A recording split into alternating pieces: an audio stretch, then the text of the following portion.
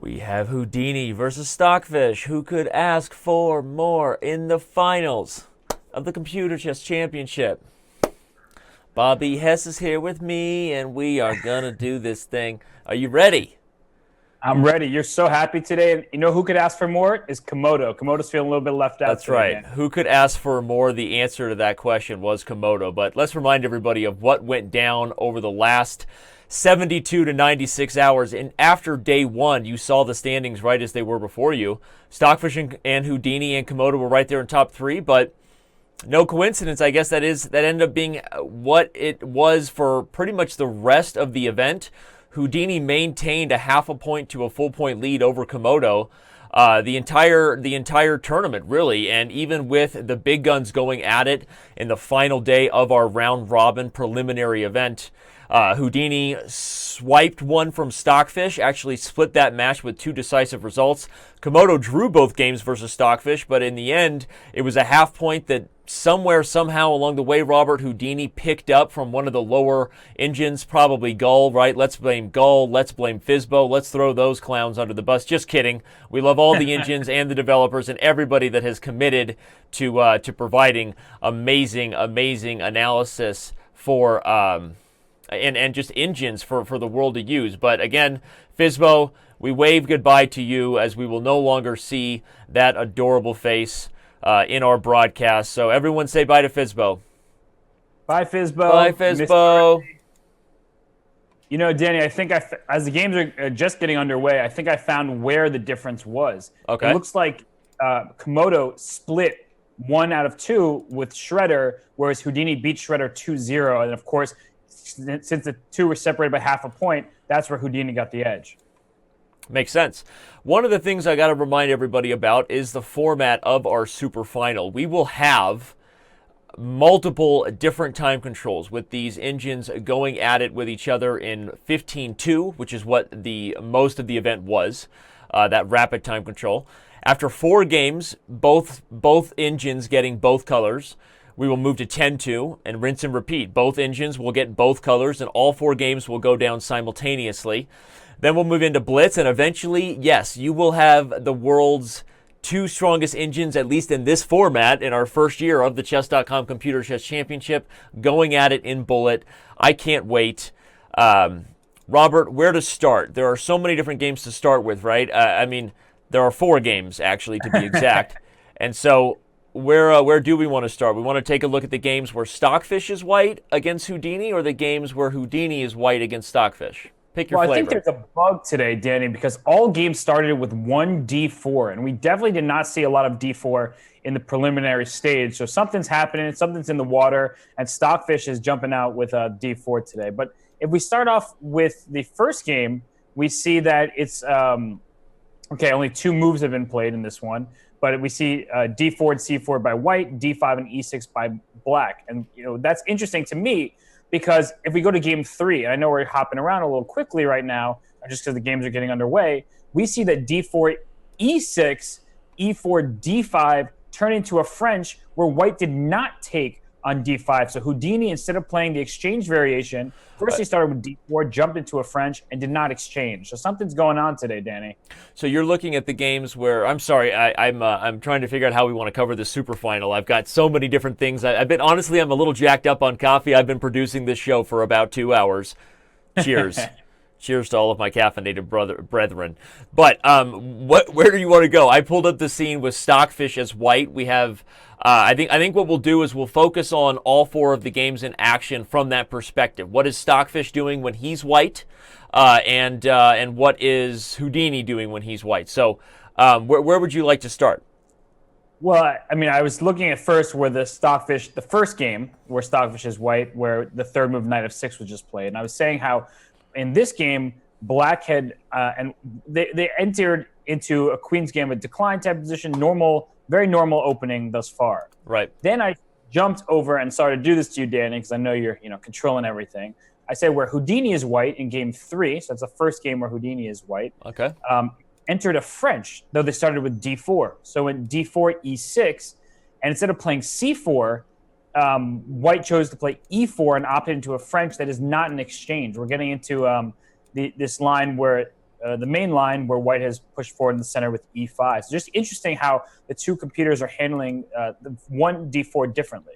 Yeah, well, we are getting a French. We actually saw this advanced variation of the French, the board there directly to your right. Almost every time Shredder played White against the French, which for those of you who've been following the entire event for the last few days, we thank you for your support. You know that Shredder has played the Al-Johan Chatard attack, and here we see it again here, Robert, with the move h4 on the board.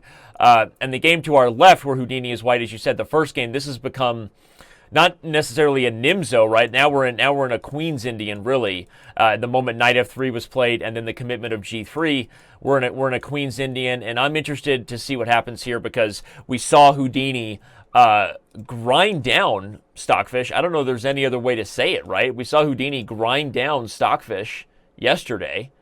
In a shocking way in that Nimzo / kind of Queen's Indian hybrid, right? So we'll see if Houdini can do it again there on the board to the left.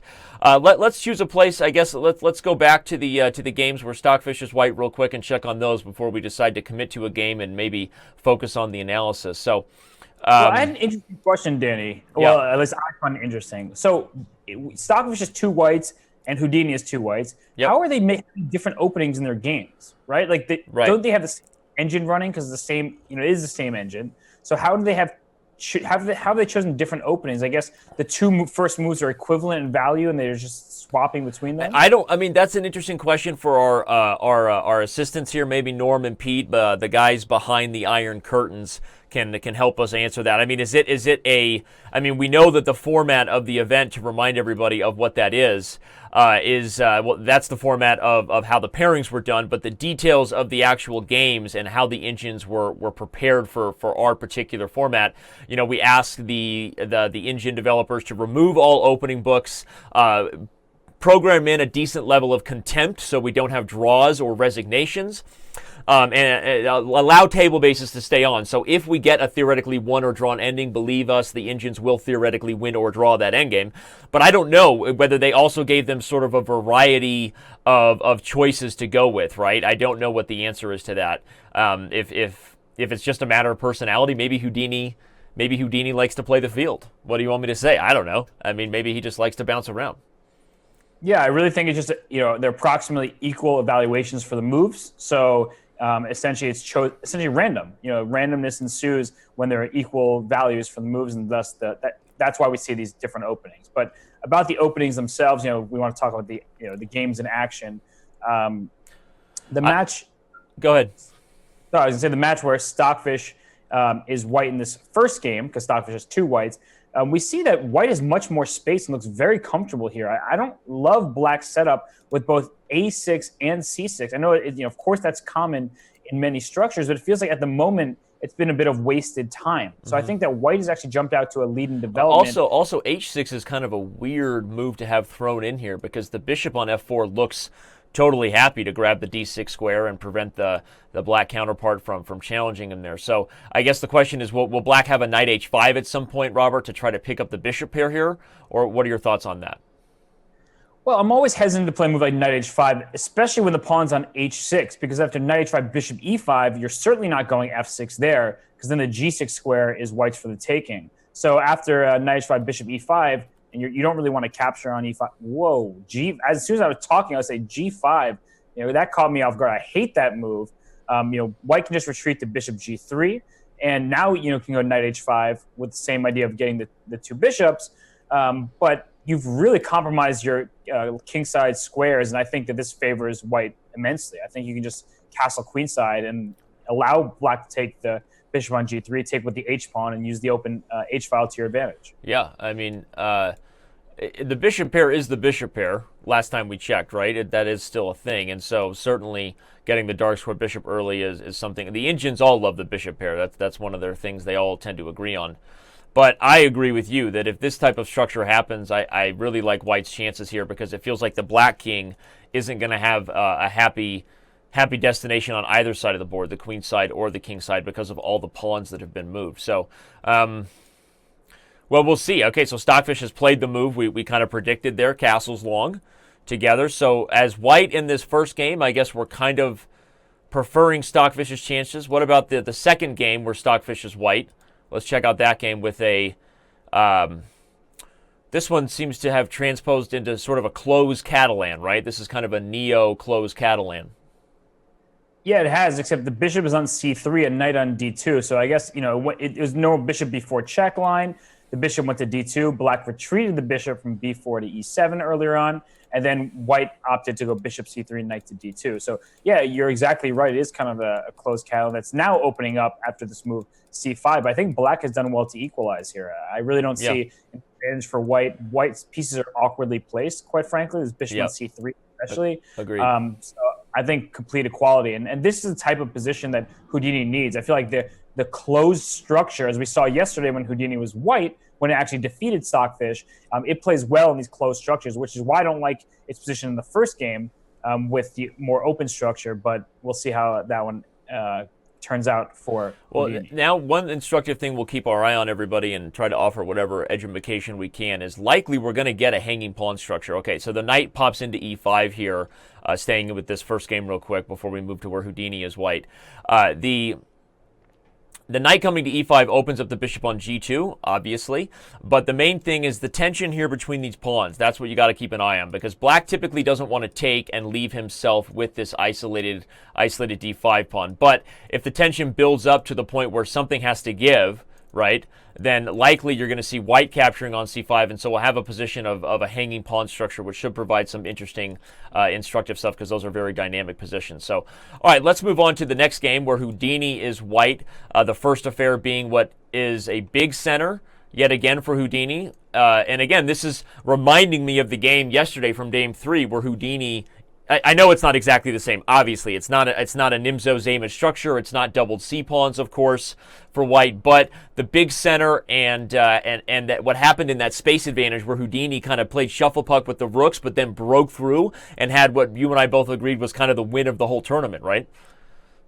Yeah, that was a beautiful game, and it sort of does remind me of that because of the big center. However, there's too much tension in this position to be too similar to yesterday's game. That said, of course, white is better here. White has more space. Just look at the pawns, right? White has 3 pawns on the 4th rank, where black only has 1 on its own 4th rank, the pawn c5. Mm-hmm. And if black ever releases the tension with c takes d4, white will be staring down, barreling down at that pawn on d6. And so that's a difficult pawn to protect in some variations. That said, white should start with rook d2, then rook a d1. But of course, black can then go rook e to d8 and just defend everything on the d file as well. So I think that the position is slightly better for white, but you still have a lot to prove. Okay, so moving on to the final and 4th game that is going on. Again, let me remind you, everybody, what's happening in this Superfinal. They are playing all 5 of the time controls you see there above our analysis board.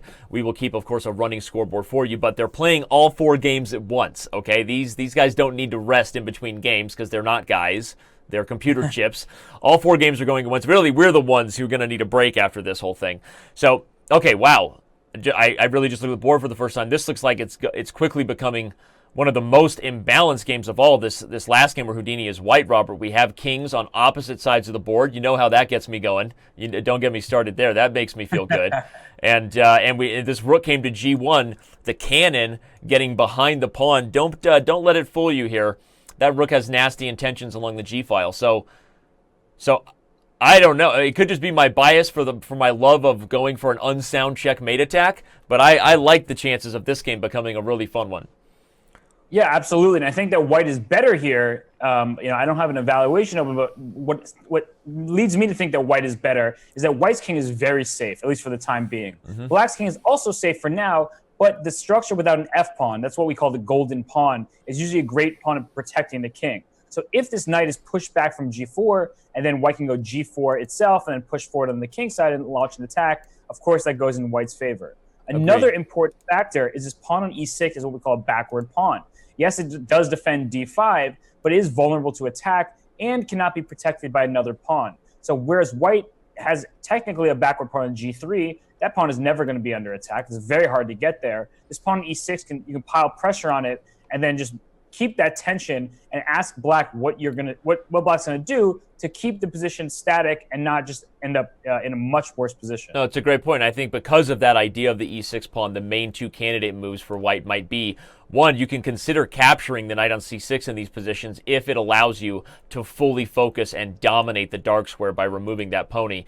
And indeed, as I say that, Houdini has gone for that. I was going to say the risk of taking there is that black maybe takes with the b pawn, and you might see that b file become an asset for Stockfish in a queenside attack. The other move that was being considered for white, or at least in my mind, would be to bring the bishop all the way back to f1, not even to d3 or e2, with the idea of relocating itself, Robert, to this h3, e6 diagonal, kind of a spy against that weak pawn. So I think both those moves would have kept a small edge for white.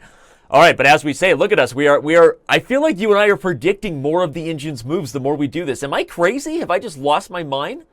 No, we're getting better here into predicting another move, queen d4. Initially, I was going to say knight to e4. Yeah. The idea behind knight e4 was to go knight f2 and trade off the knight because the e5 square is white's knight for the taking. But if you did go knight e4, but I actually was kind of liking queen d4 there, with the idea being that c5 was not possible because then knight e4 is extremely powerful. I liked your first suggestion, honestly, and so did Houdini, because to me, that tempo and the release of the knight on g4 is really, I mean, that's what the cohesive follow-up would be to bishop takes c6, right? The drawback of bishop takes c6 will be the b file at some point. But if you can get rid of that knight, as you said, I really like that plan. Watch for this dark square to become, you know, like I said, Jay-Z has some rap songs about weaknesses on those kind of dark squares. So, I mean, or is that Beyonce's Lemonade? Something, I don't know. Well, this is exactly what I was going to say. I didn't like allowing e5 because there's exchange a pin. sack. Well, once you capture on g4, there's going to be a pin on that knight. And yes, you can sacrifice the exchange after knight takes g4, bishop takes g4, knight takes e5, bishop d1, take back on d1, let's say, and then... Dude, you know Komodo would go for this in a heartbeat. I love this exchange. Look at that knight on e5. Practically speaking, it's great for white because that knight e5 is an awesome piece. But that's why I wanted to go queen d4 first. You prevent black from playing e5 and threaten knight e4 nonetheless. And the knight can go to c5 if you want, not just f2. And so I thought that was a better path forward. And rook f1, talk about a move you do not expect to be played. No, you may end up being right, honestly. Well, I mean, it's hard to evaluate because after rook f2, you definitely don't want to take on f4 to open the g file. And if you go e4, that knight just goes into e5 and it's not being kicked out. And black may be the one sacrificing an exchange on e5 at some point. Yeah. Yeah, rook f1 was a weird move. I mean, honestly, my first instinct was maybe Houdini isn't as open to the idea of an exchange sack, right? We know Komodo is a tri-positional chess player. He's a tri-positional, whereas Houdini is a little more static, right? Likes his positions. He knows well, but it's tri-positional, kind of like the tri-wizard tournament in Harry Potter. Yeah, well, yeah, you know, I'm a tri-chessual. I've tried a lot of chess in my life.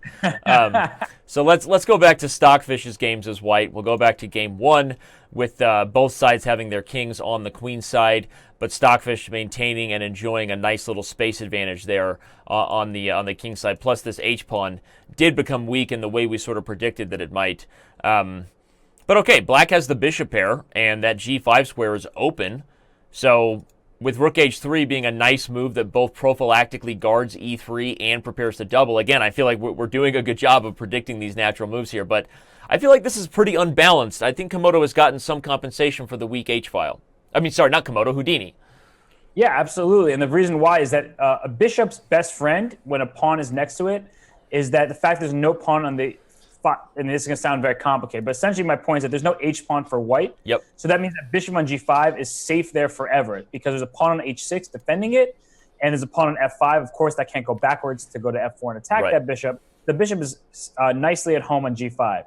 That said, the e3 pawn is not really that much of a target. It's not easy to get there. At some point, white is going to play e4 and just blast open the position. And after rook h8 was indeed played, you really can start considering moves like e4. At some point, you might want to go knight b3 into c5. That's a huge square to infiltrate. Yeah, me like that. I actually think black is okay, though. I mean, I really do. I agree. I feel like with e4, obviously the advantages of e4 to be aggressive, and obviously if he can force the trade on e4, Stockfish is going to be aggressively bringing a knight into that c5 square.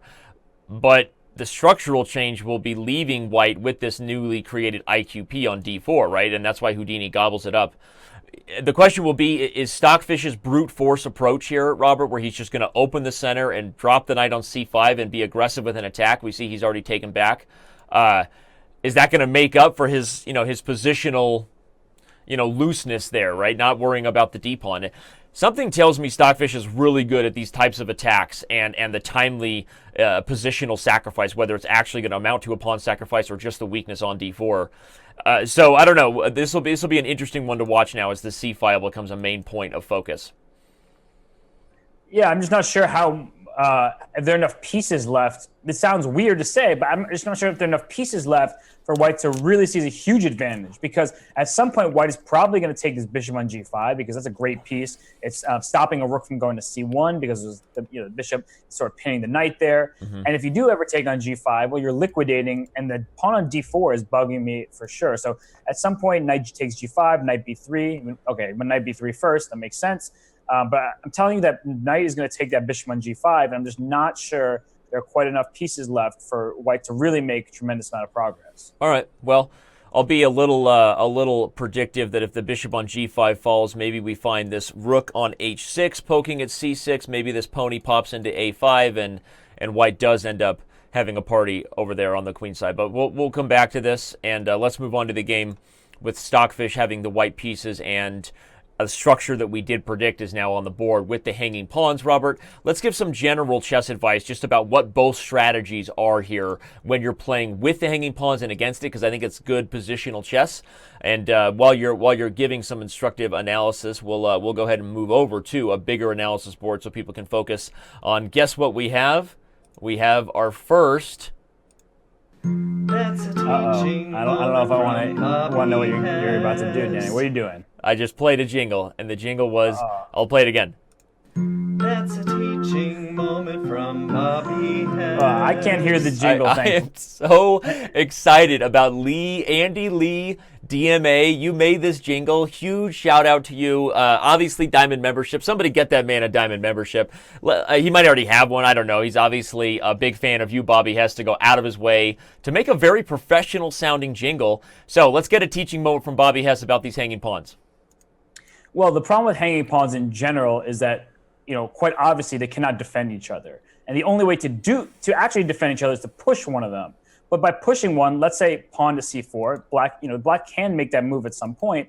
But the issue with that is always leaving the d4 square permanently for white's taking. The knight will situate itself on d4. And look at that bishop on b7, for example. If one of those pawns were to move, it generally wants to be that d pawn in this position because it opens up that bishop. Of course, look at the black rooks. They're not harmonious at all. They're in very weird positions. And we just saw white give up the dark square bishop. And the reason it did that was that if you look at the position, the knight cannot go to b2 over to d3. Eventually, it can even consider going to f4 because black might have overextended on the king side. As an h5 pawn, you're not going to make an attack with just one pawn. And the pawn on d5, again, quickly becomes targeted as well. So knight c3 was indeed played instead of this knight b2 to d3 idea. But you can still do the same exact thing. Right now, you're already targeting the d5 pawn. It's actually quite difficult to defend it because if you ever go rook to d6, then I'm going after your c5 pawn. So white's idea is just to go after both pawns. Black is really trying to get compensation by some sort of pawn storm on the king side. But objectively, I really think that white's chances of winning this game are quite high. I love it, and agreed.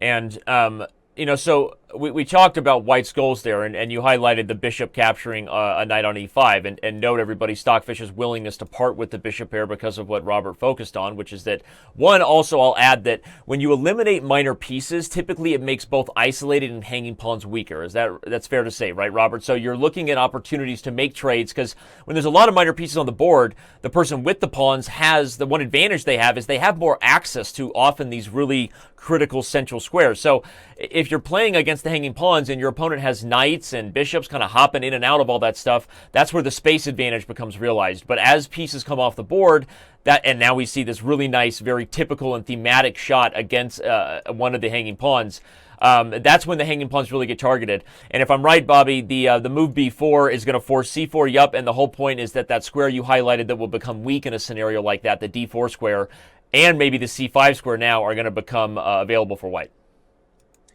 Yeah, I mean, this d4 square now, like I said, is white's for the taking, and that's something I should have mentioned when I was talking about the d4 squares, that it's very thematic for white to push b3 to b4 to provoke that pawn forward. And now look at this d4 square. How is black ever going to attack it? You need to get your knight over there to attack it. G6, bishop g7, things like that are a long story. For now, okay, I was about to say it's an important moment for black because either you take on g3 and just exchange pawns, in which case white's king side will never be disturbed, or you play this h3 move, and actually the h3 pawn is more of a liability than an asset. Yes, it kicks the bishop, it makes it, forces it to make a choice. Do you go to h1 and continue putting pressure on d5, or more likely, you go to f1 and then try to gobble up that pawn on h3. It's not an easy pawn to defend. The rook can swing over to h4 at some point. But that said, if you go to f1, you have to be careful about moving the rook on d4, because then black will consider going d4 itself and opening up that bishop for the long diagonal, because an attack may ensue. Well, Stockfish does commit to your idea of bishop f1, which I also agree seemed to make the most sense. It also ties down the queen to guarding that pawn. So even if you don't follow through aggressively with rook h4 in a position like this, everybody at home, one of the ways you can think about how you want your pieces is that, you know, it keeps your opponent sort of in an awkward position, right? That's a commitment. The queen and pawn are in a committed relationship, right? So let's move on to the next game, where the first one where Houdini was white. All four of these games are rolling on. We've gotten a truly hedgehog position, right? This is transposed officially into a hedgehog structure. And, well, one of the things that I always wonder about these positions is just how dangerous is white's attack? How dangerous is things like g4 and g5 and f5 coming? Without minor pieces on the king side, I feel like I should be worried about this, but every time white advances pawns around their own king, they're just creating more of a double-edged opportunity for black to flip the script at some point. So what is some general teaching moments you can offer here about this type of hedgehog? I think the most important thing to keep in mind is look for the pawn breaks. I didn't say play the pawn breaks, but look for them. Mm-hmm. Black tends to want to play a move like d5. However, in this particular position, d5 will always be a bad pawn break because white can capture with the c pawn. That forces black to take with the e pawn, and then white goes e5. And the 4-on-3 majority on the king side will allow white to unleash a vicious attack. Now, black can also consider e5, but e5 is also not so good because then the knight comes to f5. You're not actually going to capture on f4 because then that opens the g file, not to mention that if white is able to capture this bishop on f6, that removes an important defender on the king side as well. So what both sides are doing now, they're maneuvering. They're trying to find the right time to do a break. Right. White can consider playing a move like f5 itself. It can consider going g4, g5. That's what I would be thinking about. The right moment for that. Of course, your king cannot be on h2 when you're going to go g4 because that opens your king up to discoveries with the queen on c7 in many lines. But it's all about timing here. And this is the type of position that I see Houdini winning. Just like yesterday, it's very tense. Neither side can make clear progress. But at the right moment, I feel like Houdini will make that progress and actually defeat Stockfish. Mm-hmm. I agree again. So even though we've been talking about the similarities, despite the fact that the structure of this position is very different than the NIMSO, everybody, it's the space advantage Robert and I are looking at, and it's just knowing what we saw yesterday. That watch what happens over the next few moves. We're going to see some shuffle puck. We're going to see these pieces moving around, very computer-ish chess, where both recognize white's a little better.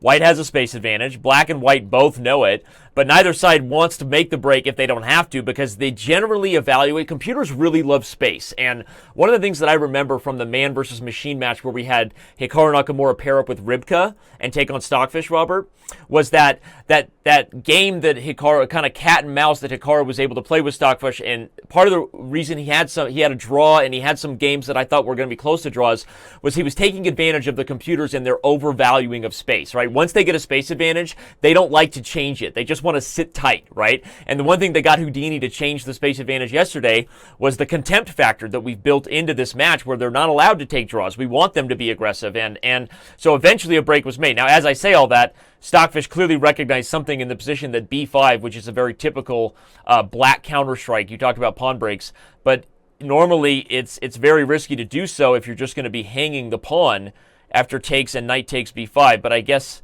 what's the issue here? What's going on? Why?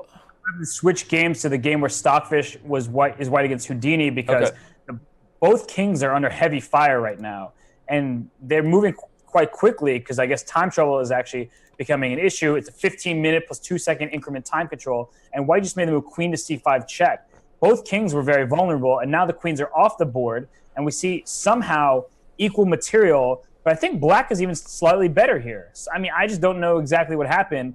It looked like, somehow to get to black's king, white's king became quite weak along the way as well. So, we'll have to take a look at this in more detail. But right now, I think that black is totally out of danger. And in fact, I slightly prefer black's chances in this endgame. I agree totally. I mean, that broke down very quickly. Why is rook takes c5 check? Oh, rook c3. Duh. Okay, so if rook takes c5 check, everybody, white is not losing a piece.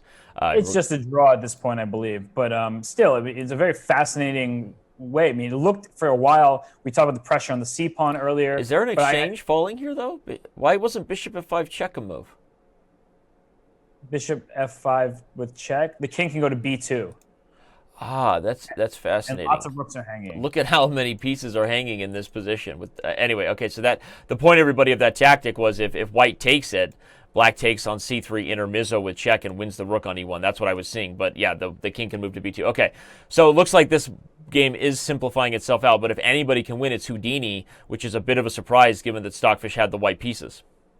Right, and so Houdini is proving to be the magician that it's named after. And in the other game where Stockfish is white, it looks like equal material. At first glance, I thought white was up a pawn, but it's just because black's pawns are blockaded. White is slightly better for sure, but I don't see how to make progress. I mean, the problem is that exactly, I was going to say, it's move knight a4, that if you ever capture on d5, then the c pawn will become passed. And right now, you have to trade some pieces on d5 here. So bishop takes d5. You have to take with the rook, otherwise you fall victim to knight c3 ideas. Mm-hmm. And so after rook takes d5, we see some trades, and I really am not sure how white is going to win this. And important to keep in mind that their h pawn is the wrong color. So if for some reason white goes on up a pawn, black can try to bail itself out by giving up, trading all the pawns and sacrifice the knight for, let's say, the a pawn, as long as only the h pawn is remaining, because that is the wrong color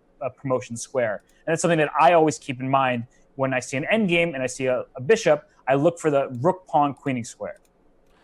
Fantastic point. That's a teaching moment from Bobby. Okay, so it looks like black here, can go c3, but then white might try bishop e4, and then rook b4 protects the knights. Okay, so rook b1 check first. I guess that makes sense to try to just get that pawn home. If c3 will probably have to see bishop e4 intermezzo, right, before you take the knight. Yeah, and that's exactly what's played here. I agree with you, and I think you made a great instructive point. That's why I paused. I played your jingle about this square h8 not being the same color as this bishop, and it is a very important thing for all players to keep those kind of things in mind. But I'm gonna disagree after that, or not disagree, but say I feel like white is getting more winning chances than maybe first thought, because with this bishop setting up a blockade. But there's no blockade. I was going to say this rook b2 idea is just as played. The problem is the rook and bishop are going to be pinned on the a file. Right. So I can just take on a2 now and threaten c2 and distract your rook away. And so even if you take on a6 and win the c pawn, the 3-on-2 on the king side is not winning, because h4 g3 e3 versus g7 f7 is not a winning endgame, because black can just situate itself in a way where it stops the pawns. And again, it's a 3-on-2 that is a theoretical draw, I believe. Okay. And even with this h-pawn not having anybody in front of it, right? Despite the sort of mini 2-on-1 majority that we have here with the h and g pawn versus it's still not winning. Right. And look, Danny, somehow in the first game where Stockfish is white, Komodo's up 2 pawns. Not Komodo, pardon me. Houdini is up 2 pawns. Rook and 2 versus rook. So with the black pieces, Houdini, I have no idea how that happened. But I think this is actually a theoretical draw, though, right? That's what's funny. And with the table base, Stockfish should be able to draw this. This is one of those very rare. I think it's really kind of one of the only endings where you're up 2 pawns in a rook ending, but it should be a draw due to the split. If the pawns are connected, of course, it's a very easy win. They help each other advance. But maybe we'll get some instructive rook ending technique that's a clippable moment. So let's stay on the edge of our seat here if Stockfish can teach us something. I think, Danny, we have to go over to the game where Houdini is white against Stockfish and the king and pawn ending, because Houdini now is not. I don't. Let's see. Let's do a pawn count. You see the game I'm talking about? Yeah, I'm there. Versus king and 2 pawns, and I do not believe it is winning. We just do a simple count. The problem is for white, that this is an A pawn, and rook pawns are always the hardest pawns to deal with in king and pawn endings, because even if you're up a pawn, if the black king is able to come back over towards that side in enough time, the c8 square is the one that's very important. And they're moving very fast now, so it's hard to even keep the pace. But so if king f7, king takes f5, king g7, king e5, king h6, king d5, king takes h5, king c5, king g5.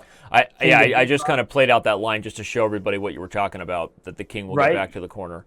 Exactly. The king makes it back to the c8 square, which is enough to hold the draw in these situations.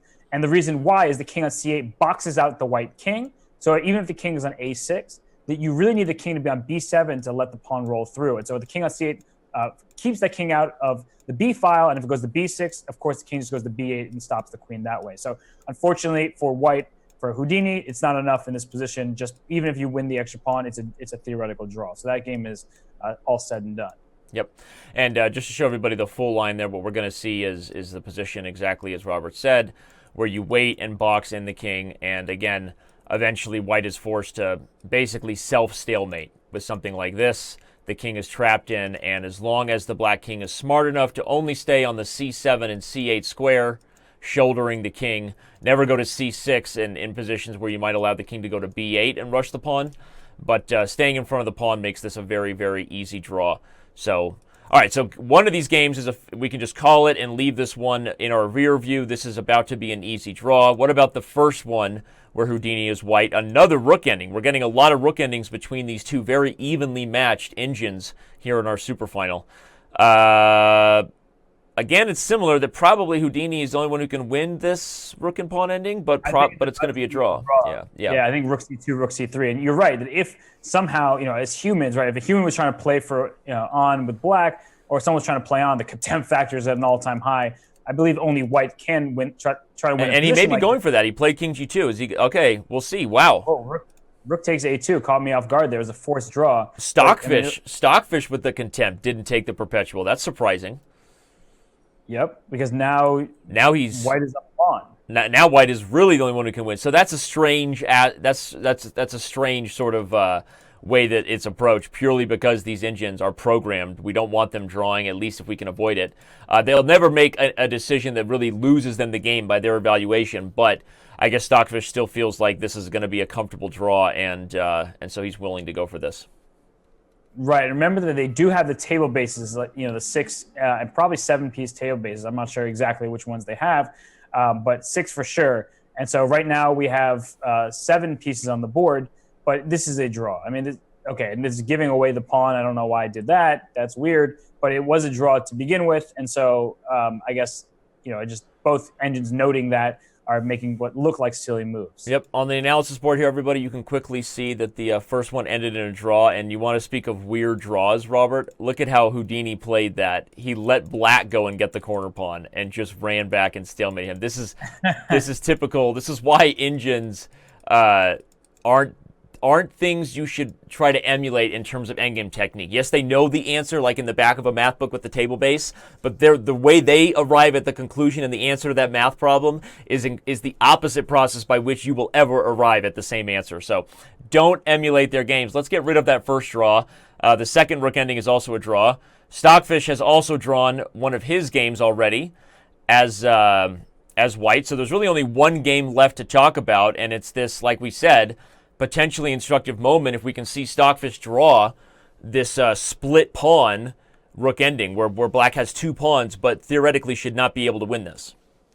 Right, and the reason why, and the important move was just made with rook to g7, because if black were able to go rook g8, it permanently cuts the white king off from getting to the f pawn. So that's why rook g7 was played to stop rook g8, which means that now, and when the rook went to d1 and the rook went to a7, rook g1 is not as big of a threat because the white rook can check from the side. So from a4 and so on. So this is a theoretical draw. It's really not that easy. In fact, I've had games where I've won with. Well, not only that, I want to highlight. I've had games where I've lost this as trying to defend, and I've seen grandmasters lose this position. Right? You may have even beaten a grandmaster. You said you've won it. I'm not sure who you beat, but I know I saw Alexander Ivanov. Not trying to call him out. I've seen other grandmasters not be able to hold this ending under time pressure. Yeah, I did beat a grandmaster in this endgame, and it's I've also lost this endgame. It's very difficult because all the practical elements of an endgame. Look at the position right now, right? Yep. The king is on e3. There's an f pawn that looks like it's about to roll down the board. But the issue is that if you ever push this pawn too far, then the white king is so close that it's able to actually the king and rook are able to corral the pawn. And importantly, very very importantly, the last pawn remaining would be an h pawn. And as we've noted many times, the h pawn is not a good one in king and pawn endings. Yep.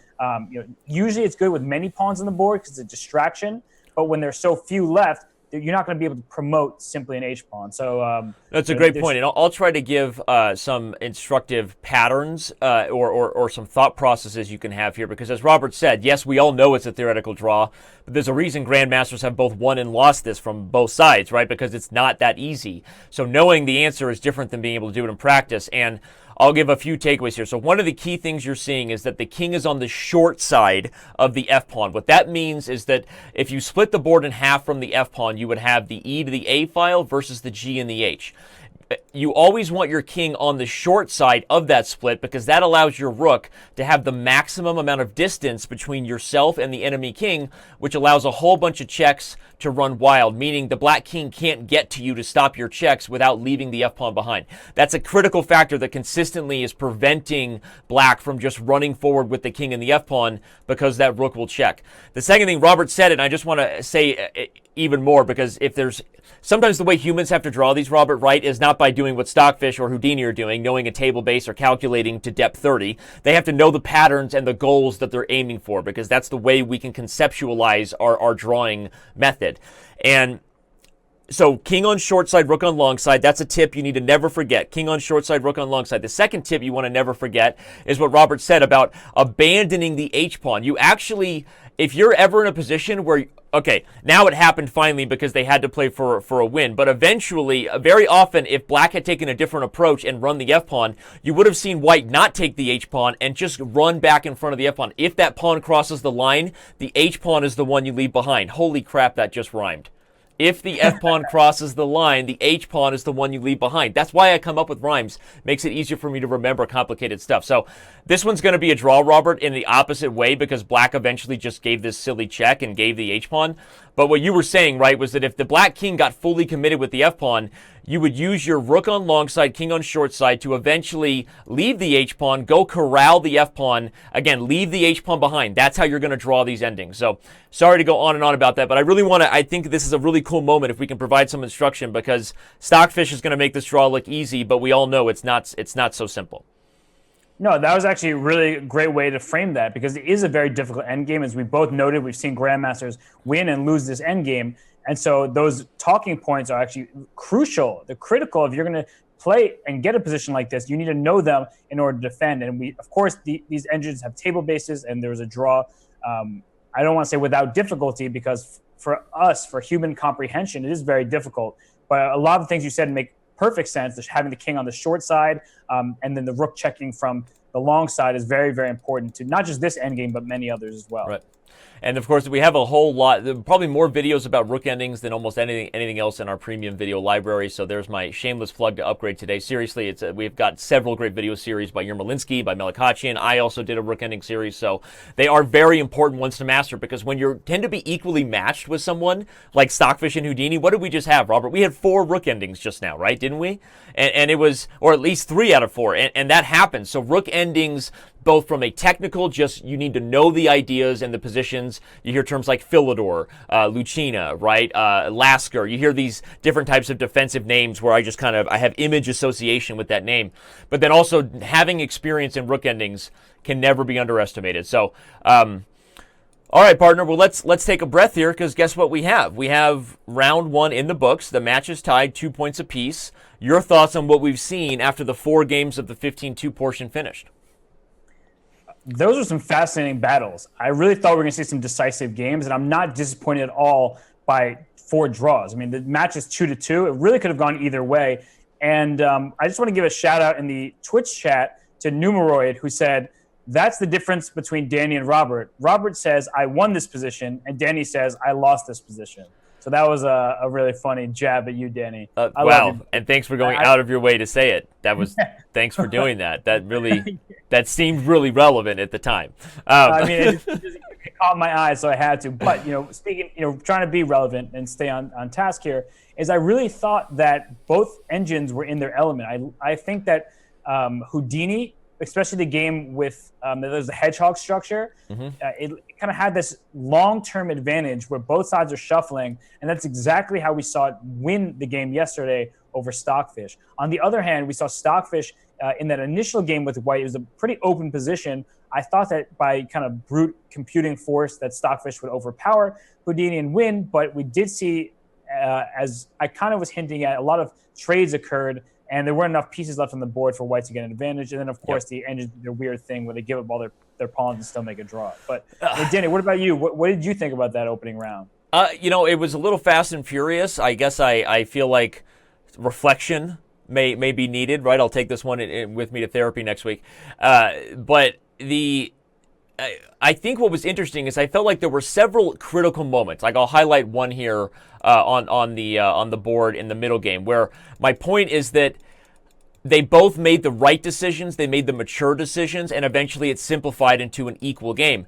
But with less time on the clock, how are they going to handle, like, said position in front of us here, like a complicated middle game with hanging pawn structures and both sides having a different dynamic approach that's needed in order to get an edge in the position? So I think my biggest takeaway, Robert, is how excited I am for the next few rounds, because as less time is on the clock here, I just can't wait to see the blunders, right? I'm sitting here waiting. We know I blunder for a living.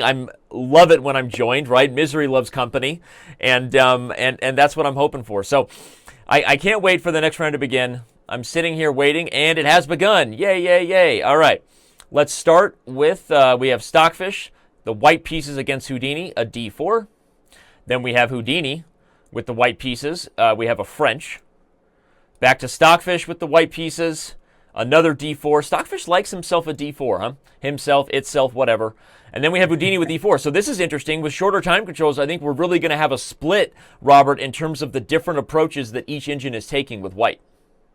Yeah, and just to remind the viewers, the time control for the first round that we just saw was 15-minute plus 2-second increment per move. Now we're at 10 minutes plus 2-second increment per move, and that's like a huge difference. Those 5 minutes are going to be eaten up quickly, and so with the shorter time control, as you said, Danny, when those tense positions, those kind of hanging pawn type positions come to be with less time on the clock, it will be difficult. So, the thing, as you were saying about this kind of French versus D4 versus E4 mindset, but it's kind of been working out for both of the engines. I mean, they've been getting the positions that they seem to want with each color. I agree. And the main game I want to go to, actually, since we have our choice. So let's start with the first game where Houdini is white, because we have our first, I think, really truly traditional advanced French. This is a variation of the French that you get this structure a lot in the French, everybody, which is very typical. You get the pawn chains, white focused on the king side, black focused on the queen side, and all the dynamics that happen around d4. And Robert and I have really spent the last 3 days talking a lot about this pawn structure. So if this is your first Chess.com Computer Chess Championship show, back up and watch the replays. But Robert, but the actual advanced itself is not a theoretically very popular line anymore, right? And I think it's a very straightforward way for black to play. Here comes queen to b6, and usually I think this line works out well for black, at least on a theoretical level. But what can you tell the fans about how white now has to deal with the obvious threat that black is going to go gobble the d4 pawn? Well, oftentimes, actually, white sacrifices that pawn. So they castle, and if c takes d4, everything takes, and castle was indeed played. There's all these captures on d4. After the queen comes to d4, white goes knight f3. And the key is that white gets insanely fast development. Yes, down this a d pawn, but the really fast development, the knight on d7 is not exactly in the best place because it blocks the bishop on c8. And clearly, after all these exchanges, white's up like 4 moves in development because the dark star bishop comes out. But on a theoretical level, isn't this gambit considered good for black? That's what I was. Again, I'm not a French expert, and I don't ever play one on TV because you know how I feel about the French. But aren't I right about that? This is a line that's supposed to be good for black. I think that it's. I mean, I think Alyssa Melakina would disagree with you because I believe she loves this opening for white. Okay. But I think importantly is that humans very much struggle when they give up a pawn for this. I've said this before, abstract idea of compensation in the form of activity. It's not always clear where to put your pieces, how exactly the best way to maintain said activity in the initiative. So I think that humans really struggle with that element. Engines don't have our same mortal fears. And so they say, okay, well, you may have this pawn, and I'm quickly going to develop my pieces, and let's see how you castle safely. But on the same note, right, we could flip the script and say that engines also don't have the same fears when defending these sharp positions, right? I mean, that's the thing that engines do better than all of us humans combined, is gobbling a pawn that seems terribly poisoned and then being like, I got no problem, I got no emotions, right? I'll defend. So I agree with you, but I think that on a I'm curious again. You know what this brings up? It's the question from Peter Dockers yesterday, Robert, is how these engines without their opening books on, remind everybody the format. There are no ECOs being used here. How they consistently play themselves into sometimes both very relevant theory, topical theory, and other times lines that have sort of been worked out, but they kind of work it out amongst themselves, right? It's really interesting. Yeah, I mean, it's like stumbling into a very popular, maybe in this case not so popular line, but a traditional opening theory. So it is very fascinating how they do that without opening books. Okay. All right. Well, where do we want to go?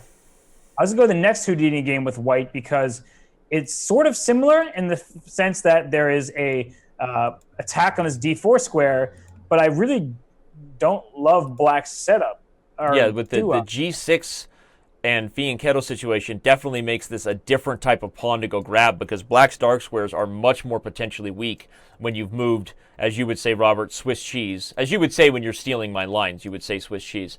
Right? I mean, that's kind of what you're saying, is black's position is even more precarious on the dark squares here.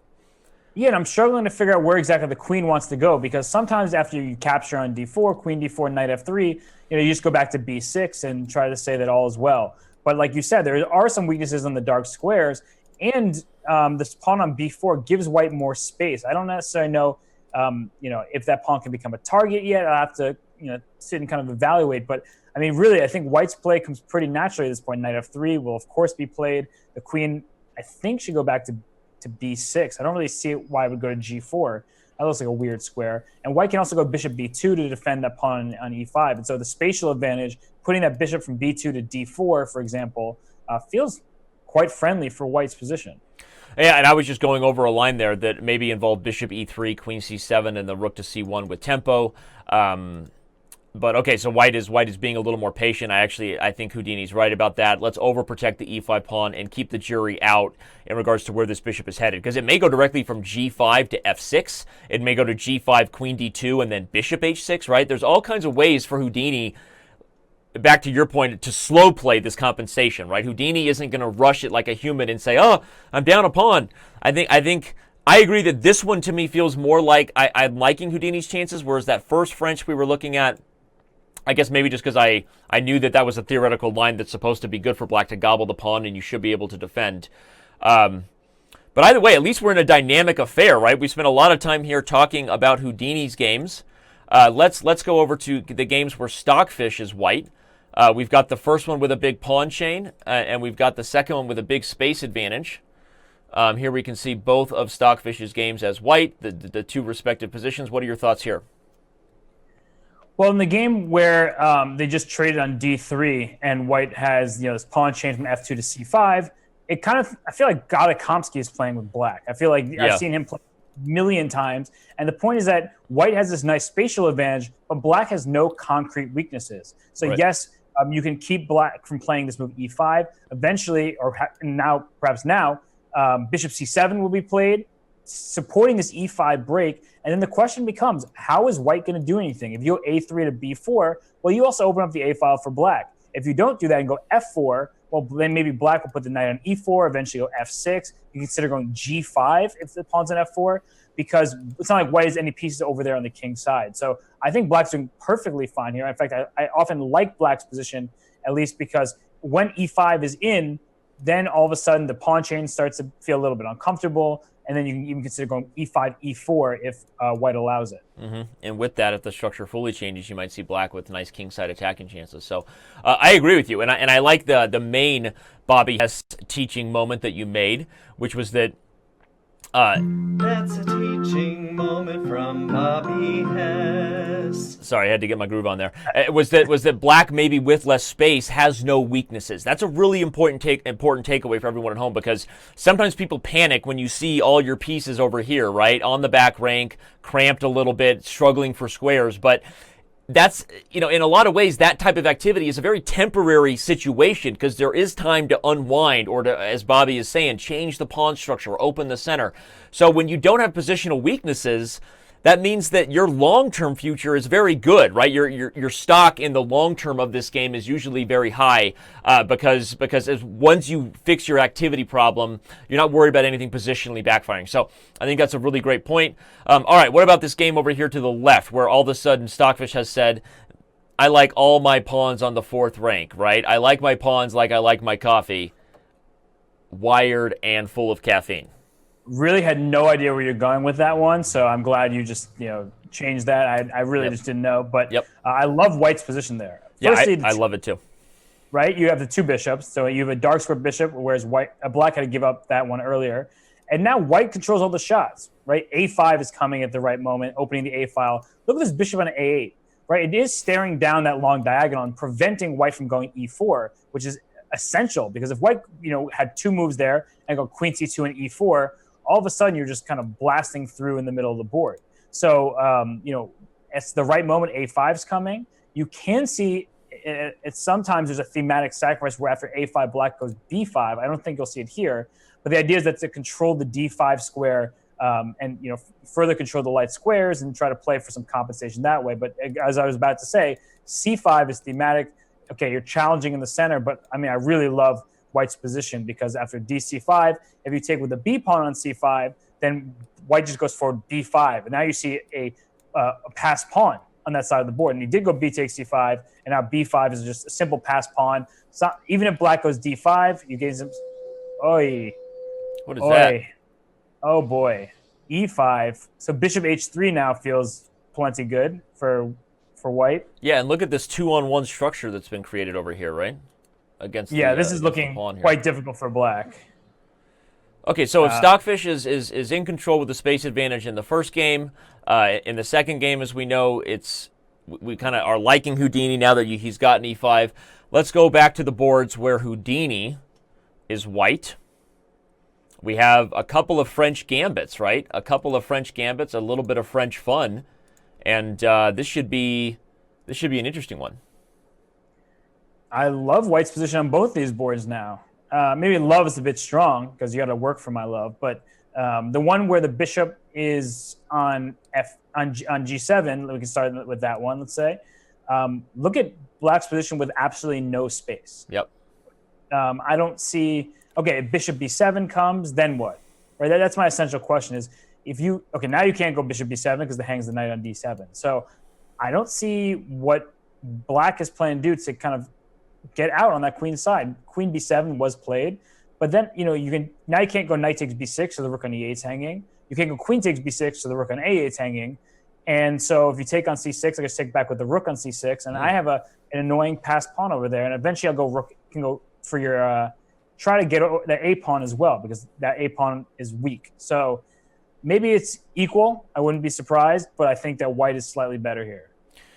I agree, and I feel like I'm getting closer to eating my words. I guess I did kind of like White's chances initially in that one because of the fianchettoed bishop in regards to the gambit. So I guess I'm not eating my words. I was supportive of White's potential compensation there, but on that note, I'm still surprised by how well Houdini is grinding out this position against Stockfish. It feels to me like White is already in a position where he's playing for 2 results. Now, what about the other French, where I was more skeptical of White's decision to go for what is theoretically known to be an okay gambit for black? But here also, White's got pressure, and even Stockfish, our own cloud analysis directly on the live server is kind of saying, I don't even like my position that myself is playing about myself, right? Me, myself, and Irene here, right? I mean, this is a position that Stockfish is criticizing himself for playing. So what about this one where Houdini just played H4?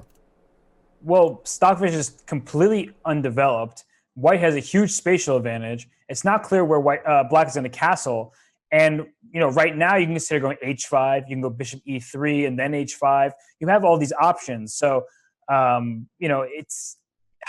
think black really lacks the space. I mean, that's of course the point of the gambit, and more importantly, being underdeveloped and uncastled. I really like Houdini's chances to unleash some sort of an attack, and I don't see the counterplay at all for black.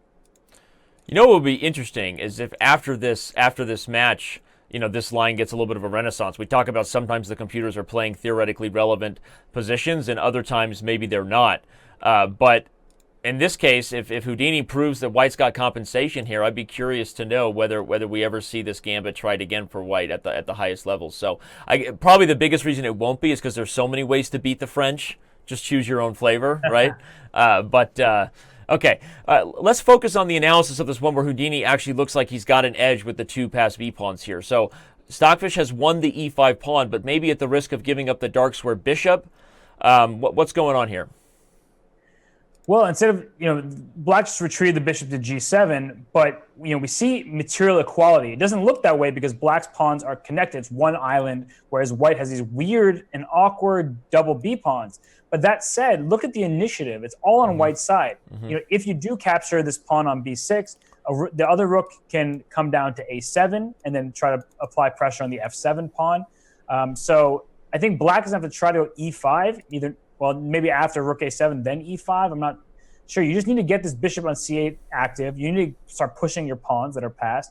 And so I'm liking white, but I would not be surprised at all if, rook a8 here, for example, trades off one pair of rooks, and then it's just like a equal position. So, I mean, e5 or rook a8. Also, remember, everybody, we are in the 10-2 time control now. So suddenly we're seeing, honestly, I feel like we're more likely to see more wild swings and potential blunders by these computers, which always sounds like an oxymoron to say, blunders by the engine, right? But just watching the analysis directly on the Chess.com server, watching that evaluation bar on your left here in the show sliding up and down so rapidly tells you that I don't think the engines understand exactly what's going on here for either side. So that makes it exciting and has us anticipating a moment that could be crazy. The other game, go ahead. I was saying here, knight d7. The point is that now the rooks are disconnected. Yep. And he has to give up the rook for 2 pieces, but then e4 follows it up. But then I think you can go bishop f1 or rook takes d5. And then I think bishop f1 is slightly better because that way you get the d pawn back without giving up your b pawn. So rook takes d7, e4, bishop f1, e takes f3, and then probably rook takes d5. There's no way white should ever lose that position. So even down the exchange, there's just not enough left for the rooks to target. But still, as far as what happened there with White's pressure and initiative, it feels like Stockfish has already seen the worst of it, and he's doing okay here. I don't think Stockfish is going to lose either as black. So speaking of pressure and initiative, I guess we should flip the game to the one. Well, I don't know. There's so many interesting games right now. Yeah, I know. I don't. Let's go to the other one where Houdini's white, though. Again, just because I want to see this French attack getting crazy here with the knight on g4, the queen on h5. Whoa, is bishop g6 a move in this position? What is happening? I think you have to start by bishop d1. This was played. Because bishop g6 is a little too wild. It's a little too frisky, Danny. A little too frisky. Hashtag Danny's getting frisky. But if you go knight f5 here, for example, black's knight is coming well into defense. At some point, white is going knight f6 check and just sacrificing pawn and going bishop f4 to e5 and things like that. And there's going to be problems along the e file because the king is uncastled. So king f8, wow. I wasn't expecting that because now bishop e3 maybe, and then bishop to c5 with check. Knight f6 is still possible here. Like white's. There's also this sort of outside idea, Robert, of a4 and b5 to open up the b4 diagonal against the king. Yeah, definitely. That's for sure a plan. I was trying to do it without sacrificing a pawn, but clearly Houdini has no issue sacrificing. He played a gambit. Now he's giving up another pawn at bishop f6, ef6, queen f6. But I think a very important note is that king safety, at least to me, is paramount. And so even if the engines say something, and again, I don't have an evaluation in front of me, even if it says black is okay, and if it only says something like black is equal or slightly worse, I think black is significantly worse because these engines don't have the same depth they do when you let them sit and run for 30 minutes. They're on a 10-minute... Agreed 100%, and just for the record, the evaluation likes white anyway, and it's under time pressure. So with the practical factor of an attack against the king being harder to defend when you don't have time on the clock, I'm liking Houdini's chance to get some big wins here as white. in these French games. Okay, we got all the games are crazy. Let's go back to this really weird one that's become totally closed up. This game where Stockfish is white. Okay, well, this reminds me of Houdini Stockfish, where Houdini was white, the kind of game of the event thus far. Yeah. White is clearly better. The position is totally locked up, but only white has this break with like an eventual B6 plan. Yep. You can also, I guess, if you get lucky at some point, capture on D4 and then break open with C5 or E5, depending on which way black recaptures. But I don't know. B6 is got to be a threat at some moment. Yeah, and maybe black can even put a rook on b6, attempting to sacrifice an exchange if you had to, and just to make sure that the blockade and all the pieces don't get going. In the other game where Stockfish is white, speaking of king safety, Stockfish is up a piece. What happened here? He's up a piece, but his king is under a massive attack from Houdini. Bueller? Well, it looks like... Now he gives up the rook on e4. This is what happens when computers don't have time. Take that, depth perception. Take that, Stockfish. It's going, I say G5, trying to close the position up on the king side, even though it's not particularly close. I think black is winning. I mean, how could black not be winning? You have two passed pawns. You're going to have a rook on e5. I guess white is going to try to go some knight c4, knight e3, and close up the position. But again, it doesn't work. I mean, there's no way possible. Rook d5 at some point. Dude, there's two passed pawns on E and F, and you have a rook behind it. And I've heard that. Sign me up. So, what is going on? Houdini is about to show his strength in the faster time controls, already surprising the world, I think, by making it to this final ahead of Komodo. Houdini might be about to show that he's the better blitz player over Stockfish, because I'm looking at 3 games that might be victories for Houdini, Robert. Yeah, it's very bizarre, but perhaps there's a blockade here. This knight on e3 and king on f2, those pawns aren't moving anytime soon. But okay, at some point, it really feels like rook f4 will come. But even if rook f4 comes, then king g3, maybe rook g4 check. Yeah, can I play rook f4 and king g3 and just sack on g4 to make sure I get through? I think that is a winning strategy because white can't do anything. White's kind of has to sit tight. If white does anything, it goes b5, well then c5 is weak. So here comes rook f4, and now king g3, rook g4 check makes perfect sense. Yep, and there it is, the idea. Look at us coming up with the computer idea. Boom town. Robert, you can be my computer wingman anytime. Look at that. Look at that spite sack by Stockfish. Gives up the pawn on g6 for nothing but a check. That's funny. I don't care who you are. That's funny. Danny, I agree with you on the other Stockfish game, by the way, with your rook b6, just sitting the rook there and sacrificing. I feel like there's nothing that Stockfish can do. So Stockfish in big trouble. I don't know how the other games are going. Whoa. Okay, so somehow which game? In the Houdini Stockfish game with the 2 bishops versus rook and bishop, it looks like black has made a bit of progress, but I guess it's just a draw because there's no way to actually push this d pawn. Without piece. But in the other, white's got the a pawn, black's got the d pawn. Go ahead. The other game where Houdini's white. Yeah, this is where Houdini has made huge progress. Look at this. Now all of a sudden, white is up a pawn, at least temporarily. All of black's remaining pawns are very weak, and so what is going? They're moving so fast because they have no time. Everybody, this is 10-minute rapid chess. What happens when computers can't tap into that depth? We're gonna find out today.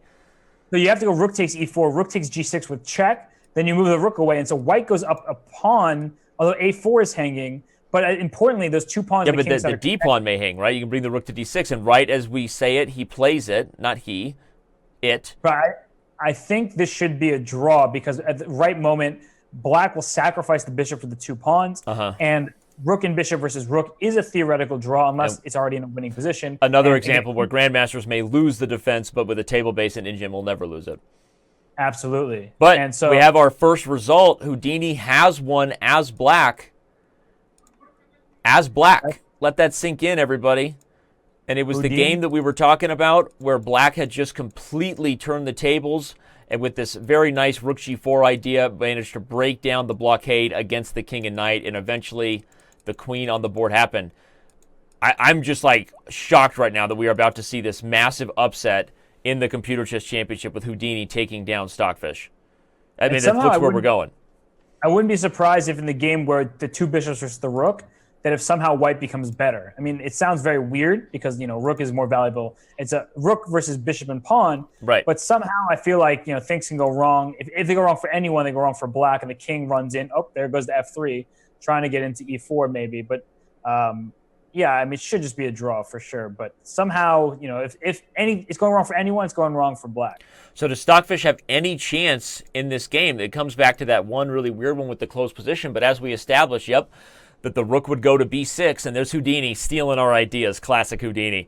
And again, if the idea, everybody, is that the bishop coming to a5 and taking the rook is probably not going to be enough to win because black will just immediately blockade all chances of opening the position, which means, again, I see Stockfish as really fallen behind here. Yeah, and I was going to say the only chance to win is by taking on d4 and trying to pawn break. And would also be interesting to see if e takes d4, but I guess black didn't want to allow e5 and opening that bishop. But if e5 ever was, okay, now it's just a draw. There's no possible way anyone can do anything. You just move your king around for a million moves. This reminds me of Hikaru Nakamura playing Bullet on ICC back in the day. Except there's no way to flag somebody when there's an increment, right? That's like Hikaru's worst nightmare. Like Hikaru has stress dreams about trying to flag someone and they have an increment, and he doesn't understand why they keep getting time on the clock. Isn't that hilarious, by the way? It's just funny because it's true. So all right, so what about the other games? Houdini? Okay, let's say this one's going to be a draw. Okay, oh, wow, Stockfish managed to hold on in both those games as black because this is now an easy draw. Whenever you have your king in front of the f-pawn, everybody, there's just no way to lose these rook endings, so that's a draw. And this one with obstacle bishops will also be a draw. So full focus comes back to whether there's any sort of magically manufactured breakthrough here. But it looks like the answer will be no, which means we will have 3 games drawn in this round, Robert. And the lone decisive game right here on the board, you can see where it ended with checkmate for Houdini as black. That's going to be the tale that tells us why Houdini has a full point lead heading into the 5-2 portion. Yeah, this is really shocking stuff because, I mean, Dan, we spoke about it. We thought that Stockfish was far and away the best engine, but we did see, in that crucial round 8 when Houdini won one of the 2 games against Stockfish, we saw, well, you know what? This engine can really fight, despite the fact Stockfish was running away with the preliminary stage. And here in these games that are left, okay, one game was officially drawn, that rook and pawn ending. The opposite color bishop endgame will be a draw in a second. And this game where there are so many pieces left and it looks like they're playing checkers, it's funny because humans would just go king g7, king h8, king g7, king, literally nothing to be done. But they don't want to do that, everyone, because of the content factor. If they just repeat in the same exact way, it'll be a draw by repetition. So they're going to find the most creative way to reach a 50-move draw in this game. It's actually going to be quite entertaining if you're into that sort of thing. Hashtag Flight of the Conchords, what you're into. But by the way, what are you into? Never mind. Hippopotamus. My rhymes are bottomless. I was hoping so. Of course they are. You know me, I accidentally rhyme when I'm talking about chess. It's like it just comes out of me when I get on the mic. My rhymes are tight. All right, this is just boring now, but it is funny to see them not take a draw. Back to the one that you said is also a draw due to obstacle bishops. We should take bets on the like what will the final position be, right? We've already seen somebody give up a corner pawn and stalemate themselves instead of doing it to the other person. So just funny to I see this one being black with king and g pawn versus just a white king like on g1 and then a draw. Yeah, so that's the craziest possible ending to this, right? Let's go with the craziest possible ending is black stalemates white with an extra g pawn and the white king's on g1.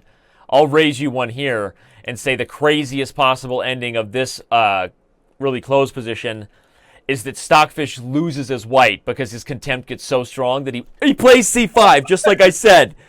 Oh my god, he actually did it. Uh-oh. Is that going to happen? Stockfish going to find a way to lose this game because he's that frustrated by the draw? Wow, that would be, I mean, that's huge. Think about it. Well, actually now white might win. Whoa! If we get a decisive result here, how amazing would that be? I mean, it's also ridiculous because it was just a dead draw, like just moving the king around. So this is insanity. White's going to win this game, dude. Yeah. What? B6 at some point is going to come. Bishop A4 now is probably winning. He's going to back up the rook, and then at some point the B6 happens, and this bishop on A8 is basically trapped, right? So that means the black rook is forever chain down to the 8th rank, and we'll see if Houdini can get himself out of this box locked with chains. Am I right? That was well played. I've been waiting for that. Like, can I retire now? I've been waiting for that all week. Can Houdini get out of this box locked with chains? Time for me to do a fidget spinner. Can Houdini retire? Because this is like an insult to chess, how this just happened. It was a complete dead draw. The contempt factor is high, we know. There was no reason to move a piece from c5, though. You're right. The only reason they do is because they don't want the draw. But now, somehow, some way... Okay, all the other games are done, by the way, everybody. Remember, Houdini won as black and then drew both games as white. Here comes b6.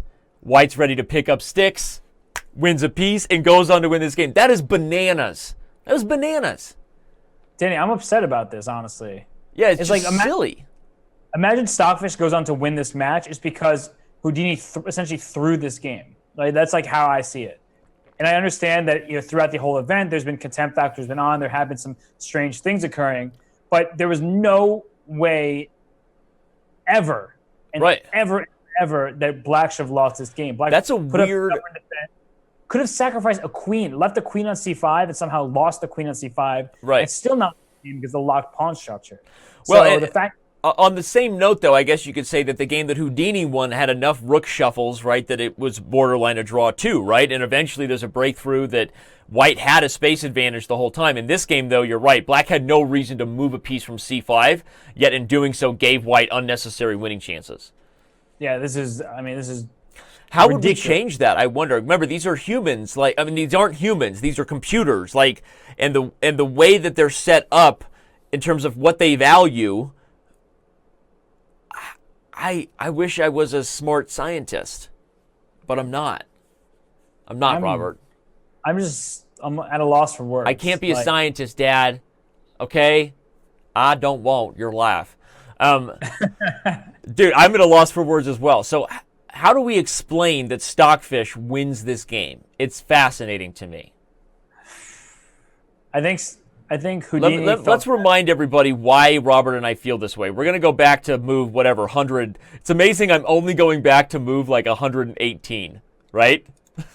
because this game is already in the 200s. Okay, look at this. 173. Okay, so this position here, for example, is what we're talking about, okay? Every single square is blockaded. This is like a Sam Cooke puzzle book, right? I mean, this is a position that is, as Robert said, it's checkers.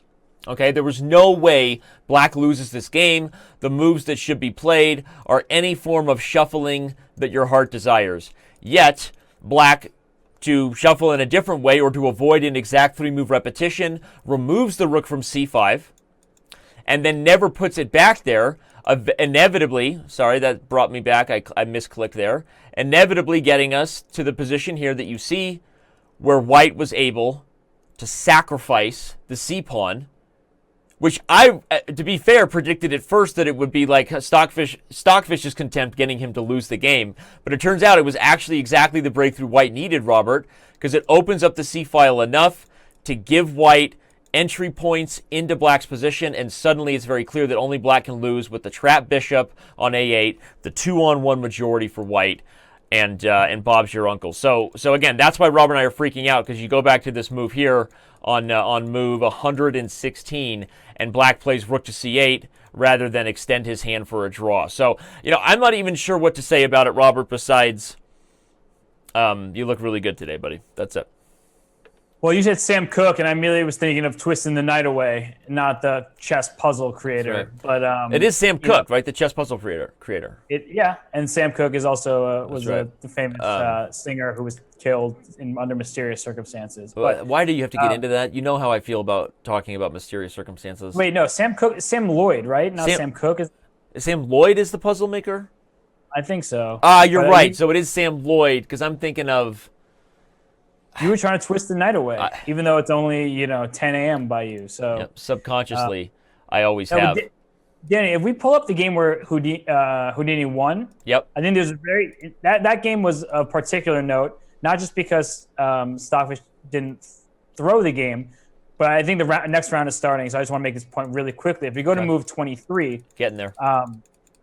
White went up a pawn. That pawn a5 was sacrificed by black because the rooks were put in the center. There's pressure along the e3 square, and black's activity and the harmony of its pieces more than offset the cost of just that pawn. That's very thematic in this opening. And like I said, Gadakomsky is a person in particular who I know has played as many times as black.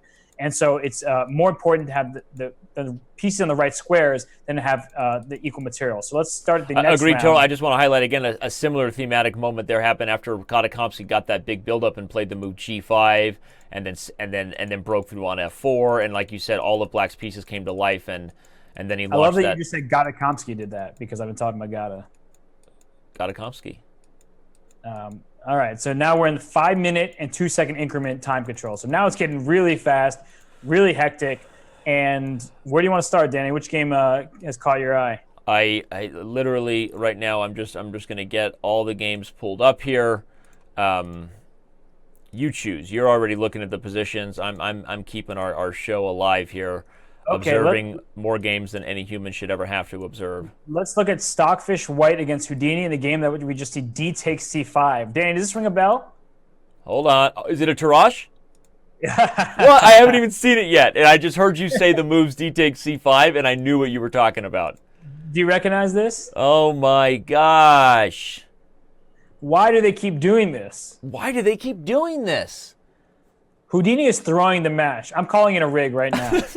Believe me, I don't think Houdini's throwing the match. I think his creator really wants to win and submitted an optimized version for these rapid time controls as we asked, and I think every developer did. Again, can I get a confirmation on that, Pete? Did every engine in our tournament submit an optimized version for our format? So before we get complaining or decide, hey, rapid time controls or whatever, I mean, to me, this is the most exciting. This is, first of all, the most excitement I've ever had watching two computers go at it in any form of action, chess or otherwise. That's firstly. Secondly, what was that Hugh Jackman movie with the robots? Those aren't computers. That was man-controlled robot. That's you're right. Iron. That's what is it? Well, I don't know. I give up. But it's Hugh Jackman, so who cares? Just kidding. Love you, Hugh. He is the full package. That guy. He is the full package. Apparently, only Fire and Komodo were actually optimized, sending their most optimized version for this. Oh, really? So Fire and Komodo were the only ones who optimized. So it was different than what I thought. So right now this is just. That's even better for Houdini. Just Stockfish versus Houdini straight up. Right now, Houdini's playing better in rapid time controls, period. Okay, Ansax also sent one. More last minute, though. All right, so where are we going in this beautiful part of the program? Robert, help guide me to analysis that the people can enjoy. Well, this is going to get harder and harder with 5 minutes. They're going to be playing faster and faster. But I got to say, Stockfish looks like he has his best chances to maybe win games as white here. Although these doubled E-pawns in this one game are absolutely terrible. Yeah, that is an ugly set of pawns there on the E-file. But white is currently up not one, but 2 pawns. However, I think black has proper compensation for those pawns because the 2 bishops. The only way to defend the C pawn is knight on a4, and the knight on a4 is now under attack. So once white loses this the C5 pawn, I think black is completely equalized because the only extra pawn then is one of the double E pawns, and that is not enough for an advantage. So, okay, and what about this other game here where Stockfish is white? Now here, Stockfish has the bishop pair, but what's the concrete advantage he can get from that? I guess the other big issue is Houdini's underdeveloped, but it seems like Houdini should be okay in this one as black. Yeah, Houdini looks to be doing all right. The key here is that, yes, white has the 2 bishops, but black has already, instead of having a pawn, let's say, on c6 and having a space disadvantage, black has a space advantage because that pawn's on c4. Right. So eventually, black can consider making moves like knight to b6 or trying to trade off the light square bishops and then go knight a4 and kick this queen out from c3. Of course, I would start maybe with h6. Or maybe moving the knight from f6, but okay, and I just highlighted that idea that if the knight comes to b6, it would go to a4. And one of the things I want to point out, Robert mentioned the space advantage. Always in our interest of keeping the bigger picture in mind, something we have to do as chess players. Black has a potential 3-on-2 on the queen side, so keep an eye on that potential endgame situation. So, and of course, white has a 4-on-5, but white's pawn structure is currently being held back by black having a strong grip over this e4 square. Okay, wow. Both games are going super fast. We can see the other game here with Stockfish is white. Let's go to the games where Stockfish is black and Houdini has the white pieces. What are his winning chances here? Where in the world is Carmen Sandiego? Well, I don't even know. So right now, it looks like white has the two bishops, that is Houdini, and black has the worst pawn structure. But that being said, it will be difficult to make real progress because those pawns are well defended. Importantly, this white king on h1 is kind of stuck for the time being. Black can eventually consider going king f8 to e7. g5 is certainly an idea for black at the right moment to kick this bishop off the diagonal. So right now, I think that black is forced to remove the bishop from the protection of f6. White can consider capturing on f6, but then we'll see opposite colored bishops. And whether or not that's enough for a win for white remains to be seen. Sorry, I blacked out. You were providing way too much chess knowledge for anybody like me to ever be able to handle. So, what about the other game where we now have a knight on d4, and what in the world is going on here? Well, white's about to recapture the piece on d4, and after bishop d4, black's a big choice. Either go bishop c5 and offer more trades, or go queen back to b7 to defend the e4 knight.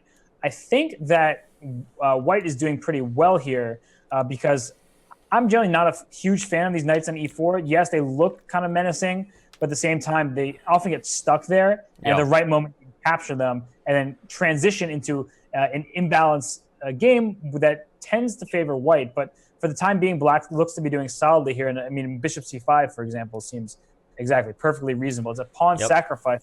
It looks like a pawn sacrifice. It's really only temporary. If bishop takes e4, pawn takes e4, queen e4, there might be some problems in that diagonal. So yeah, real problems, real diagonal problems. Okay, well, I agree that Stockfish, and if we look at the other game here directly to our left with Stockfish having black, he's not up a pawn, but the obstacle to bishop ending and the pawn majority on the king's side is okay for him. I don't expect this king to really be in that much danger here, given that this bishop isn't getting active on the light square diagonals anytime soon. But I think if we predict this first one's going to be a draw, just obstacle to bishops, they're now trading queens, looks likely. Then the question will be, can Stockfish get something weird and dynamic here in the position with his knight on e4 and bishop on c5? Back to the games where Houdini's white, or sorry, Stockfish is white? Yeah, Stockfish went up in exchange in one of the games. The games that originally had the double e-pawns, now all of a sudden, white is up in exchange for a pawn. That bishop on b6 will be well placed, but white can immediately go bishop to e4, trade off the light square bishops, and try to turn this into a full point. Yeah, I'm not really seeing how to do that, though. I mean, if you do go bishop e4, which I think is best, just take on e4, rook e4. Where is white going to make progress? Yeah, the bishop being defended by the a-pawn and the a-pawn defending the bishop, right? It's a mutually dependent, dysfunctional relationship. It looks very easy for black to hold this, I agree. So it's one of those positions where despite the evaluation being almost a full point here for white, everyone can see on the left plus 0.93 something, but where's the beef, right? Robert's a meat eater, and he wants it. There is no beef. Yeah, I mean, I'm hungry, so I'm not really seeing it. I think that white can build up. We saw Fizbo do that in the preliminary stage where the extra exchange, we thought it would be a draw, and all of a sudden it was winning, especially with contempt factors on high. And whoa, in the other Stockfish game, the last move was pawn f5 to, g takes f4. I was like, where did that pawn on f4 come from? But look at this pass pawn on c2, Danny. Again, it's one of those positions where if the contempt factor is really high and they don't want to make a draw, to me, only black can win a position like this because even if your king runs over to d3, the black king can run over to h3 perhaps and try to get this h-pawn. So both sides... The big issue is really, though, that white has this massive majority, e, f, and d pawns here. If white could maybe just ignore the c pawn and play king f3, maybe e4, and try to just mobilize the center majority. Yeah, exactly. Rook c3 came. So in short order, now this e3 pawn is stopped in his tracks. If you go king e4, well, then where's your king going after that? Right? King e4, I probably can just go king f7 or even king h5. Ooh, but d5, look at that. But now king f5. So if you take on e6, we just trade all that pair of rooks because the e3 is hanging. My worry is that maybe white's passed pawns will be faster than black's, especially if I can get king e4 and king d4, and then maybe e and f. I guess they don't agree because they're not trading on e6, they being the Stockfish. Well, Danny, the problem there is you might lose if you went take, king e4, because then b5. Yeah, the b pawn runs so fast there. You're right. Okay. Okay, but with this trade happening, it seems like petering out to an equal rook ending, similar to what we saw in the 15-2 time control where we had 4 rook endings, is likely here. And with that, the most likely result being a draw.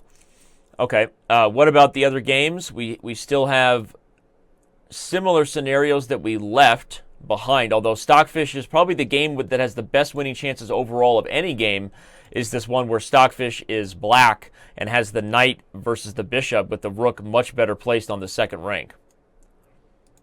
Yeah, that looks like I don't know about anymore, because the bishop takes d5, e takes d5, maybe king e3, and the king goes to d4 and tries to take up this d5 pawn. So I think white is just in the nick of time, although h2 is also hanging. So it should be. I feel like it's a draw because the pawns are so bad, and right now you can't protect both b pawn and d pawn. If you go rook d3, I go rook b8. If you go rook b3, I go rook d8. So I'm taking this pawn. This should be a draw.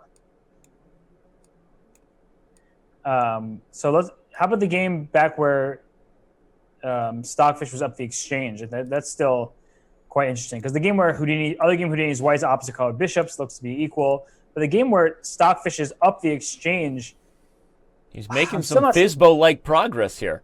Cross-eyed clown and all. Now that is a great way of putting it. Some Fizbo-sized progress, but I mean, how do you actually make progress? If black sits the king on g7. Okay, so what if we can orchestrate a trade of rooks? So let's say we get the rooks doubled on the d file rather than the e file, because the e7 square is guarded. Then we put a rook on d7 and force black to simplify. If we get one of the rooks off, although now with pawns stuck on dark squares like the pawn on g5, to me that makes it even more likely it's a draw, because that's an easy pawn target for the bishop. So, all right, I'm going to stop pretending like I see a clear way for white to win this. I don't. I don't either, but it seems like progress has been made, because your idea with getting the rook on the d file is good. If you can get that rook on d7 and then shuffle the rook over and then try to double in the 7th rank. Also, to be noted is if that second rook can reach the last rank, it'll be checkmate, right? Rook g8 check, rook h8 check, other rook g8 is mate. So black's king can be ensnared if things go wrong. However, I'm not seeing it, right? Like, look at this rook going back and forth. At some point, you can even consider going rook to b1 and trying to get the g pawn from behind.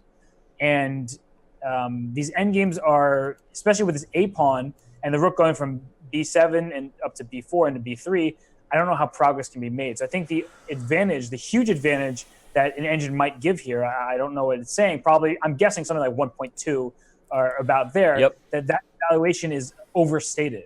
No, and you're right, though. As much as we like the pawn on g5 because it holds h6 and f6, so you have this constant threat of coming to the back rank and mating. As we highlighted, the moment that pawn touched down on the g5 square, it was stuck to a dark square, everybody, which means it's just a sitting duck target. And Robert already highlighted black is never too far from going from behind to the G spot over here and taking advantage of that. So let's... Well, now things are getting a little less clear, because the a6 pawn is coming down, and the only way to hold from here, if you're black, is you need to get to this G pawn, or if you take the E pawn, then it just should be a draw immediately. Yeah. Because by winning the E pawn, you just sit your rook in the F file, and no progress will be made. You just attack this pawn on G5. So right now, bishop C1, I guess. I like what Stockfish is doing, though, this attempt to try to sacrifice the E pawn to get the 7th rank, and it's everything he can do to try to use the power of having 2 rooks while black only has 1. And he does manage to get these rooks on the 7th rank. This is making me think that with time pressure ensuing, we're much more likely to see a weird defense by black. It might already be winning, Danny. I was saying here E5 comes the E pawn. Right, because E5 is a huge threat, yeah. And the only way to stop E5, E6 is to do something like King G8. But after King G8, then the rooks go to the 8th rank and go Rook B8, Rook D8. Yep, and here they come. The rooks are coming. The rooks are coming. You lose a piece. The piece is gone. Boomtown. Stockfish found a way to grind down Houdini in this endgame Fizbo style. Okay, the game where Stockfish was white which was the other game we were looking at, that's already ended in a draw, so we won't even worry about that. Stockfish is about to take down this game where he managed to outplay black and win the rook. What are Houdini's chances as white, Robert? How do you say non-existent any other way? There's dead draws in both games. in one game it's Rook and 3 versus Rook and 3, all on the same side of the board. If anything, it looks like Houdini is almost getting himself in trouble with like a weird mating net with the F pawn. No, I guess it's just going to be a draw. Okay. Wait a second, but in the other game, Houdini's up 2 pawns now. I didn't see how that happened, but it's opposite colored bishops, complete draw. That's what I said earlier. Look at the Rook pawns. Yep, the that's king what I will go was. to H. Right? The king can just stay on the H. Okay, well, he's giving up the pawn now. It doesn't matter. But yeah, the point, everybody, is this bishop can stay here, sacrifice itself for the A pawn the moment it goes there, and if you touch down on the H8 square, that is a draw, despite being down a full bishop and a pawn. If you don't know your theoretical draws, now you do. That is a draw. So,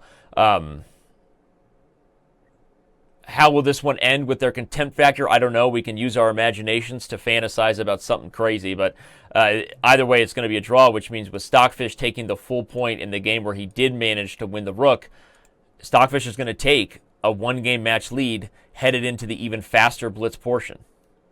I really hope Houdini gets its due because this is ridiculous. I mean, it should not have been tied going into this round, and now it actually lost this game. That's so be it, but it should not be down a point. It should be even after this loss. So yeah, it's super crazy to even be in a position where Stockfish is leading this match right now. If you're just joining us, there was some wild and crazy controversy in the last round where Houdini essentially lost himself a game due to the way computers think about things weird ways sometimes.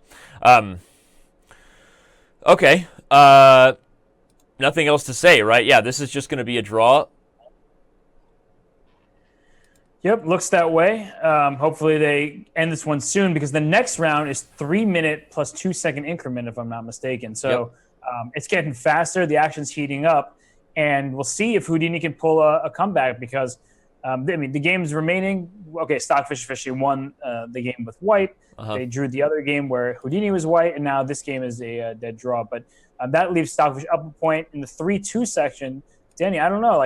Is the quicker time control favoring either of these engines? I'm not sure. I mean, I thought it was. I mean, the 10-2 portion showed Houdini generally outplay Stockfish all around. Remember, not only did he blow that game that he should have drawn, but Houdini also won a game that round. And I think, if my memory's correct, we felt like Houdini was in charge of the other games as well, right? So in the 10-2 portion, it seemed like magical, pun intended, for Houdini the magician, right? But in the 5-2 portion, it's been anything but magical, and now he will be headed into the 3-2 portion down a point because this game is just a matter of time, a matter of just being cordial, I guess. Always funny to see the evaluation bar still think that white is winning, and of course that we know that engines, they are hooked up to the table base, so no one's going to blow this game. Don't worry about it. And I feel like this game is the end where black will be up a bishop, which would be hilarious, right? White is going to sacrifice first a pawn, then another pawn, then the bishop, and then it's going to be a draw. Yeah, well, there's not going to be much of a break, everybody, so don't go anywhere. We're going to find out who will win the first ever Chess.com Computer Chess Championship in probably the shorter side of a half an hour here, I think, right? We've got the 3-2 portion next, which will be over before you know it, and then it's on to bullet, and unless Houdini pulls an upset game in one of the next 2 rounds, Stockfish will maintain a full game lead and win the match. So, crazy, crazy stuff. Can't wait. Yep, and there goes one of the pawns. No, you may be right with that. You may win the crazy prediction of the day with anticipating that Houdini will give up everything. I wish they could just shake hands, though. Yep. It's, they're going to shuffle for another 50 moves, and then give another pawn, then another 50 moves. Well, we'll let them shuffle here and bring up the match standings to be a little bigger for everybody, and just remind them that we have 3-2 and 1-2 right around the corner. This is your chance to grab some popcorn or a snack while you're at it. Could you order me a pizza? Because Papa Bear's hungry. But Robert Hess is a meat eater. He's hungry for some beef. He didn't get as much beef as he wanted that round, but we did get one decisive result, which is why you see the 1-game lead for Stockfish at this point. This is getting a little boring with this game. Let me remind everybody what they're playing for, Robert, because, again, for those who are just joining us and missed the first 72 hours, this is the format. We've talked about it a few times. No opening books, which leads to some awesome and interesting and creative, sometimes dubious opening approaches. No draw offers or resignations, but table bases are on. A $2,500 prize fund we will be donating if Stockfish wins. I guess that just goes to the global chess community who basically work together to maintain Stockfish as everyone's favorite engine. But Robert, sorry to cut you off there, buddy. Just wanted to remind people of what they are watching. Go ahead and tell me what you were going to say. I don't know if I was to say anything. You said pizza and meat, and I got really hungry. So then I started thinking about what I would want after this match is over for some late lunch. I do want this classic this Bobby, game. always thinking about where his next meal's coming from. You know, I mean, your whole life it's been this way. Danny, that's insulting. You know, I'm self-conscious over here. You know you have the metabolism of a small army, okay? It doesn't matter. In fact, when you were out here for the Speed Chess Championship finals, the last matches last year, that was the best, right? It was after we would be exhausted, we would go get like a massive meal with tons of wings and, you know, man, I'm so hungry right now. I don't the burrito.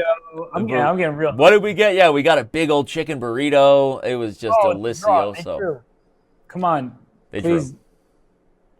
But this could have lasted like several hundred moves. It could have gone on. I think 159 is what we'll take. So we'll leave it at that. Grandmaster Robert Hess, we are now moving into the 3-2 portion. The gloves are if any gloves that are still on are coming off. Not even Tito Jackson is wearing his gloves at this point. All the cards are on the table. Insert other unnecessary cliche references. Let's just say we're moving into the final time controls. Robert, your thoughts on how you expect 3-2 and 1-2 to go? Well, definitely more blunders. As we've seen in the previous games, if the contempt factor is high, there are going to be some weird losses in positions that should never be lost. As you can tell, I'm still very bitter that Houdini threw away that game. Hey, I thought you need to make like Elsa right now and let it go, let it go. I would let it go if you hit that note way better than you did. Don't hold it back You didn't hit it at all. anymore. You look like strikeout king Adam Dunn on that note. Anyway, I can hit "Let It Go." I sing a little. My kids and I, by the way, busted out a karaoke machine. You have to sing Hazel dominate the karaoke machine, dude. It is adorbs. Let it go, let it go. There you go. I'm about to like leave. Yeah, don't. You shut your mouth. Okay, we're waiting for. You like yourself some karaoke, right? I love some karaoke. I know. That's why I said shut your mouth, because I know you really love it. I know you love karaoke. Yeah, I do. But I'm not going to be singing live on air here because, you know, I'm not a singer. I don't get paid to sing, do I?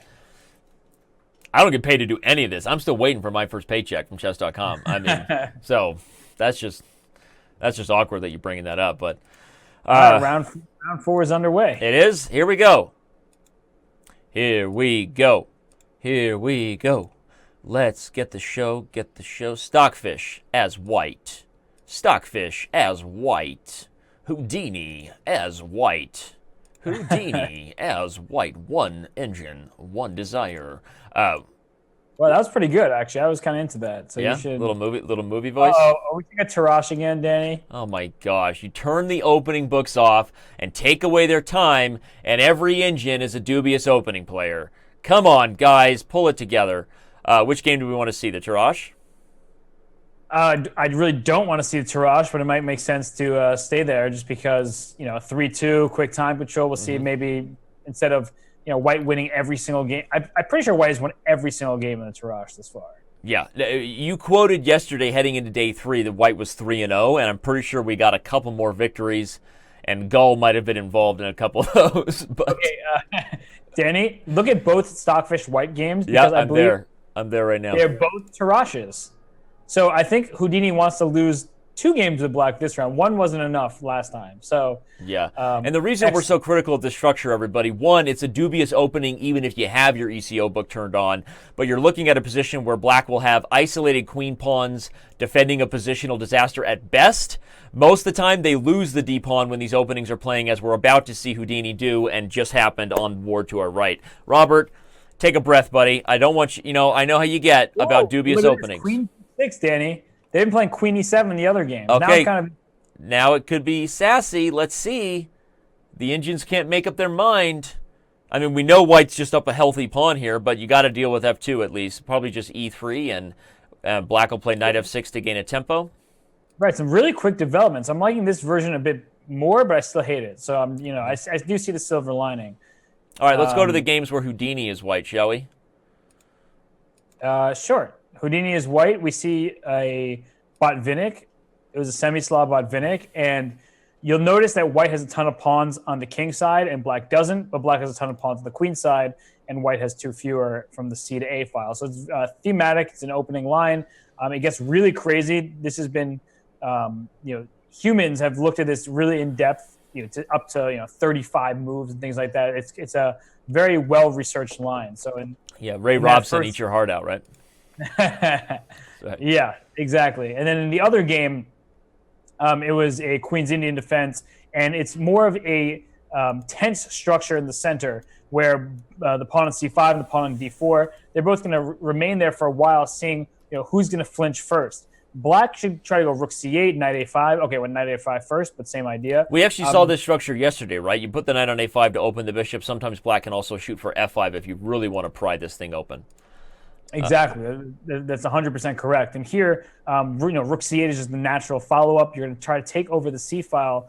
Okay, bishop e7 first, trying to put pressure on the d file first. That all this makes sense. But the essential point is it's kind of like a Grunfeld-y in a sense, where white gets center, and from the D to H file, white has a pawn majority, but in the A and B files, black will get a 2-on-1. So that's I like that. As time goes on, that favors black more and more. But in the kind of the middle game structure, it definitely favors white because again, pieces prefer to be in the center, so do pawns. So for the time being, I think white's chances are decent. You made a great point saying it's kind of like a reverse Grunfeld, right? Because you don't have the dark squared bishop being killed, you have the light squared one. But that's, a constant dynamic of chess. Sometimes you give your opponent an advantage so that you have something to attack. And when you have effective ways to undermine those pawns, you can play these types of positions despite white having more space. But let's focus on this Botvinnik Slav one, because this is, by the way, I swear this position is still theory, and they figured it out like all on their own in Blitz without ECO, right? This position is... I've seen this before, or maybe it's just so similar to the idea that black eventually, despite having nothing to hold on to on the king side, uses all those open files to get counterplay, and white, as white uses the center, eventually comes after the naked and afraid black king on c8.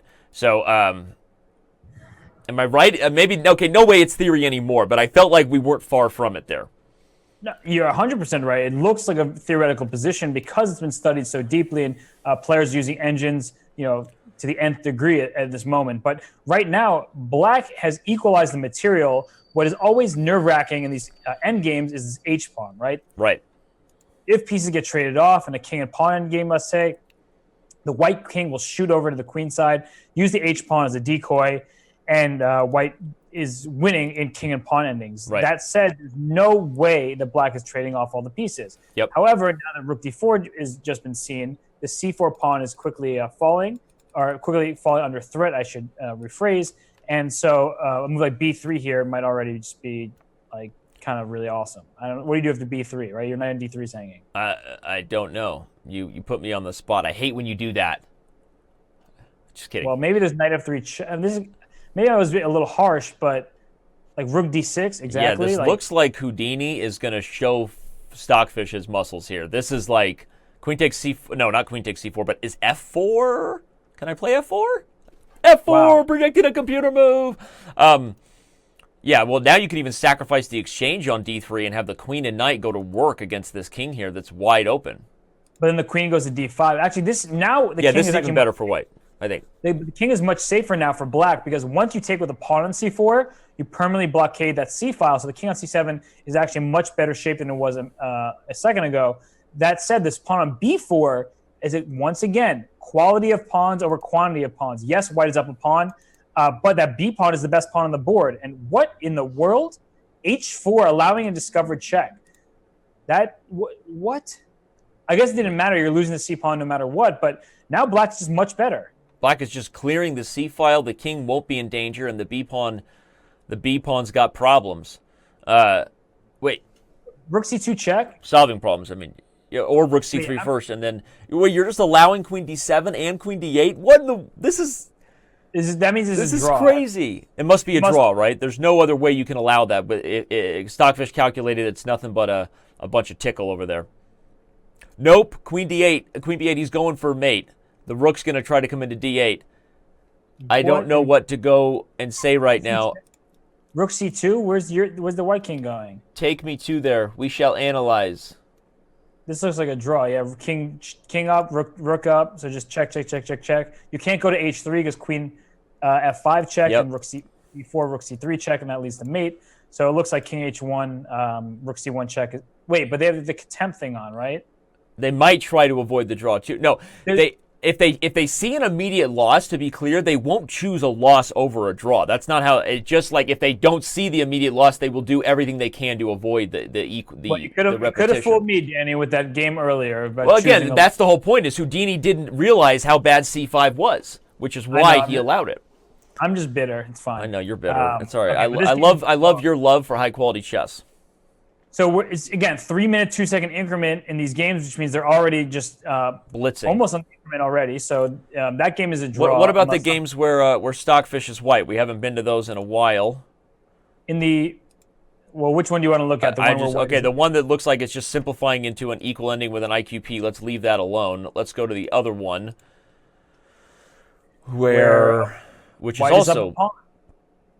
Oh, white's just up a healthy pawn. Yeah, I didn't realize the e3 pawn was extra. Playing the Tarrasch and sacrificing a pawn allows white to be up a pawn. I know. It's just it's what it is. It's the Tarrasch. The Tarrasch is played. Look for white to get another W. I would say white is completely winning here. Bishop a2 is a funny move, saying that you take my bishop e3 falls and then d4 falls. Yep. But I mean, white has to be, okay, maybe winning is strong, but white has to be so significantly better that white will win this game. So it's just that white needs especially under time pressure, you just don't expect super accurate defense by the engines. b5. He's calling en passant. He knew that Stockfish hadn't got to play en passant in a while, right? Grass is always greener. Just taking advantage of the desire. Whoa. Houdini with white in that final game, there's this annoying pin on the A file, but what's the material count? Black has some passed pawns, but this e5 pawn is weak. But white's attack on the king looks like it could get nasty on the light squares. Yeah, what is going on here? I can't see a way for, black to get out of check. So even if you win this bishop on c1, like d6. Yeah, it seems unlikely here. Black happily gives up the knight. Okay. So I think queen c5, queen c8, queen f5 is a draw. So that looks... He's just got b2 now? Is that how he wins the piece back? Yeah, with a queen c8 and just draw by perpetual check. Okay. So queen f5, queen c8. Yeah. Okay. So a draw here with perpetual check is soon to happen because white can't allow black to take with the pawn and get a second queen. Yep. And the other game was officially drawn, that weird bot Vidic that got crazy. That was just nuts. Like Houdini's drawing 2 games with white. So it means that the one decisive game here is likely to be this one where Stockfish was up a pawn, now he's down a piece, dude. No, he's not down a piece. No, it's just a rook ending. What in the world is going on here? It's all happening so fast. This has to be a draw. There's no way that... Whoa, actually, they're past H and G pawns now. H and G pawns. But F4 comes. So I think black... He's just going to take perpetual? Yeah, because you have to stop the C pawn. What? King G3, Rook C5? I guess there's Rook D7. Yeah, wait, Rook C5 here? Yeah, Stockfish needs to take the draw before his own contempt gets him a loss. But G6 now, and then... G6, and there's mating. No, but G6, Rook C8. I thought. Rook C8. There's always going to be Rook C8. So how is black not winning now? Oh, he just takes the... Yeah, just check. Rook F7, Rook G7, Rook F7. Oh my gosh. Yeah, this is a headache. Yeah, this is a total headache. Well... It was probably winning, honestly. I mean, it had to be. It probably was winning for Stockfish, but this game will come to the end courtesy of some pickle tickle. Let's move back over to the bishop ending. It's a dead draw. Dead draw. So all draws, Stockfish will maintain a full-point lead headed into bullet. Which one of these computers can play bullet better than the other? You're going to find out. Find out next time. At least we're not making you wait like a week with like the Speed Chess Championship match, right? It's all happening in one day. Danny, that was a really exciting round, and actually, Stockfish looked to be ahead because Stockfish drew pretty easily in that Botvinnik game with Black. We thought White was ahead, but and then Black we thought was better, but it was just a draw apparently. So it's probably I couldn't keep track of my own thoughts, so I don't know. But then Stockfish was ahead with the White pieces and looked fine with Black. So definitely a good round for Stockfish. And it's a shame couldn't pull off any points because that game in particular, not this one, but the other draw with Stockfish was White, looked pretty much winning. Yeah, we could try to back that thing up. Let's do it because we got some time and we have our own cloud analysis engine here. Where was the win, right? I'm back on move 65 where we have this. We have e6 on move 69 and the 2 pawns, but with no time on the clock. They played for some tickle, like I said, but surprising. So you think the win might have been earlier? Yeah, the win was definitely earlier when it was Queen, Bishop, and Rook versus Queen, Rook, and Knight, and you're able to clear pawn. Again, it's not the easiest win. It's not like there's a straightforward missed win, but you can sustain that pressure, build it up, but under the duress of time limitations because of the quick time control. Clearly, White was unable to go forward and win. It might be maybe move 59. Maybe F5 was just a little premature. White should just sit tight. Possible, right? Yeah, F5. F5 looks so natural, right? The Queen and Knight protect the F5 square. Yep. After Knight G5, it still looks so good for White, but I guess the problem is White's position became so open, all the pawns were traded. But what was H3? Why not just G takes H4 if you're gonna do something weird? Yeah, GH4 looked good. Yeah, G takes H4 does look good here. And then Knight E4, F takes G6 check, and then take on E4. All right, but I don't know. If I don't know, but with no time on the clock, obviously that's what we're seeing. The engines, before you feel bad for them, remember they are computers with no feelings. Secondly, remember that we put humans through these time controls much more often, right? We get Magnus Carlsen versus Hikaru Nakamura and the others that go down in the Speed Chess Championship. So, yes, blunders do happen when there's less time on the clock, apparently for both computers and humans. Speaking of which, no time on the clock. Well, it hasn't started yet. We are getting set for the final round, Robert. That is going to be Bullet, and it is going to be fun. Based on what we saw, feels like we got to favor Stockfish in the Bullet to win this match. Yeah, Stockfish has been playing better in definitely that last round, but Stockfish is lucky, or I should say fortunate, not lucky, fortunate to be ahead right now. Yep. Should be a tie match. But we'll see if Houdini can pull out something out of its bag of magic tricks. I love how you stopped yourself from saying something else. Yep, I did. That's okay. We'll keep those imaginations to the A file. Anyway. Oh boy. Here we go. So the games are starting? Hopefully. Nope, not starting. Hopefully to turn the attention away from whatever we might talk about. But yeah. All right, the standings, again, are what we see in front of us, everybody. Of course, to the left, you're reminded of what the final round robin standings were after yesterday's play, if you missed it. That was when we still had all 10 computers going at it. But now it's down to one fish versus one magician, one opportunity, one moment. You got to own it. Mom spaghetti, all that stuff. I was about to say, before you even went into the mom spaghetti, you were sounding like Eminem, and I was impressed. Hey, I knew you were thinking that. I'm always on the same wavelength with you, and I just busted out. But I was kind of worried that you were going to call me Cheddar Bob, so I didn't want. I get nervous, but on the surface, I look calm and ready to drop bombs. Oh boy. You're really doing it, aren't you? Hey, you know what? Some of us listened to Eminem in our youth. And by some of us, I mean both of us, then yeah, we both did, so. Yep.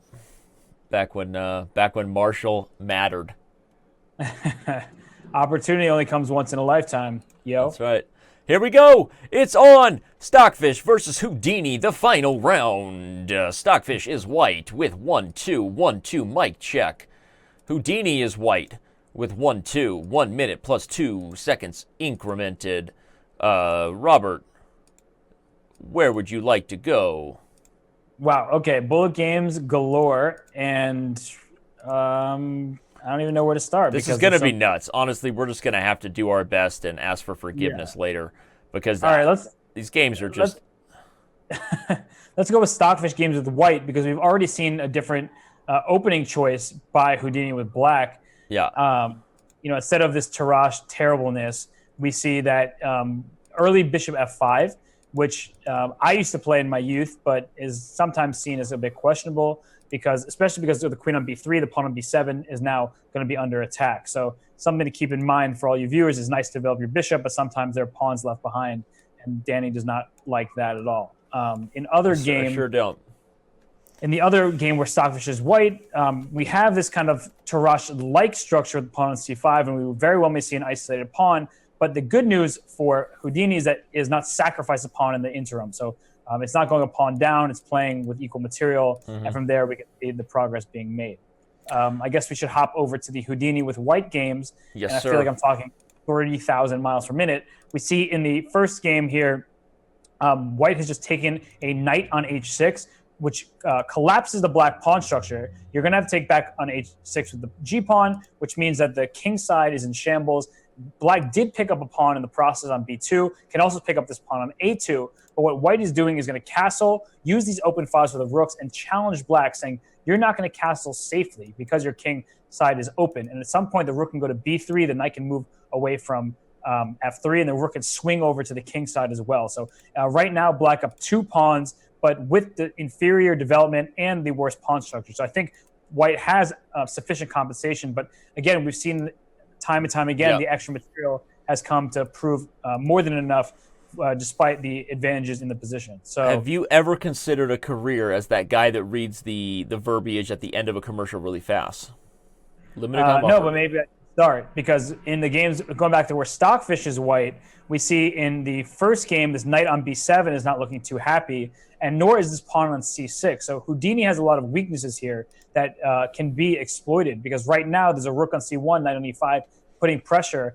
And look at this knight move to d6. The idea being the knight is coming to c4 and trying to totally clog the lane. And that's important because if white captures on c4 ever, then black will have to make a difficult choice. Take with the d pawn, you allow the e3 pawn potentially go to e4.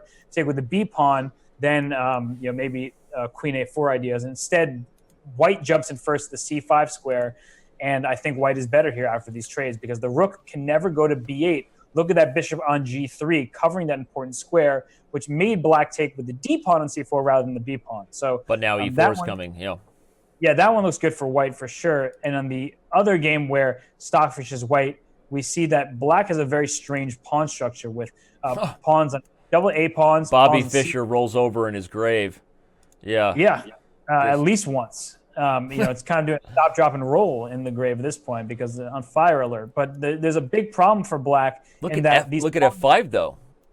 Yeah, f5 is a good idea because you need to open something. Look at the king come up. King's coming into f5. He threatens f4 to get the king up. Yeah, but white has to be doing well here because with the even material, the weak black pawns. Look at the knight on d3. Dude, focus our attention over on the other game where Stockfish is white. The board on our left. Another sacrifice by Houdini. The last time he did this, he got a winning attack. I'm not sure it'll work this time, though. But look at this. He's down a piece, but he's got these 2 connected passes on the queen side and the potential of rook g5, rook h5. Robert, hurry. Keep talking fast like that guy in the commercial. Yeah, the big problem is that at some point, knight to b4 will be painful for black in an endgame because you're winning the pawns. However, for the time being, it looks like black is picking up the white queen. The white has 2 rooks and a knight, which is more than enough usually. But like you said, Dan, that pawn on b5 and c4, that it looks to be put black ahead. For example, queen takes e4 now. I don't see how white will be doing much of anything, but I guess the real problem for black is, and why there's being a repetition, is if you take on e4, knight b4 comes, a6 is falling, the white rooks cover the second rank well, which means the pass pawns are not going anywhere. So right now there's been a repetition. Now queen takes e4, so knight b4 is not possible, queen b1 check, which means that the king has to go back to h2, and now the repetition ensues. So we'll see. They may still. Yeah, he's not going for the repetition. Black wants the whole thing. Bob Barker, I don't want a piece. I want the whole thing. Look at black is on the attack with the c pawn though. Speaking of being on the attack with a pass pawn, look at the game where Houdini is white against Stockfish. There is a pawn on a2. So yes, black's king looks quite vulnerable, but at the same time, there's a move away from promotion with that pawn on the 7th rank. So there are some checks here for white. I don't see actually how the black king is getting out of it. I guess queen e7, queen g7 is just was played. It's too little too late for white. The king looks weak, but that passed pawn is very, very strong. So it looks like Stockfish is going to win that one. With black, we have an official draw in one of the games with Stockfish being white against Houdini. And the other game where Houdini is white, Houdini is temporarily down a queen, but is about to promote.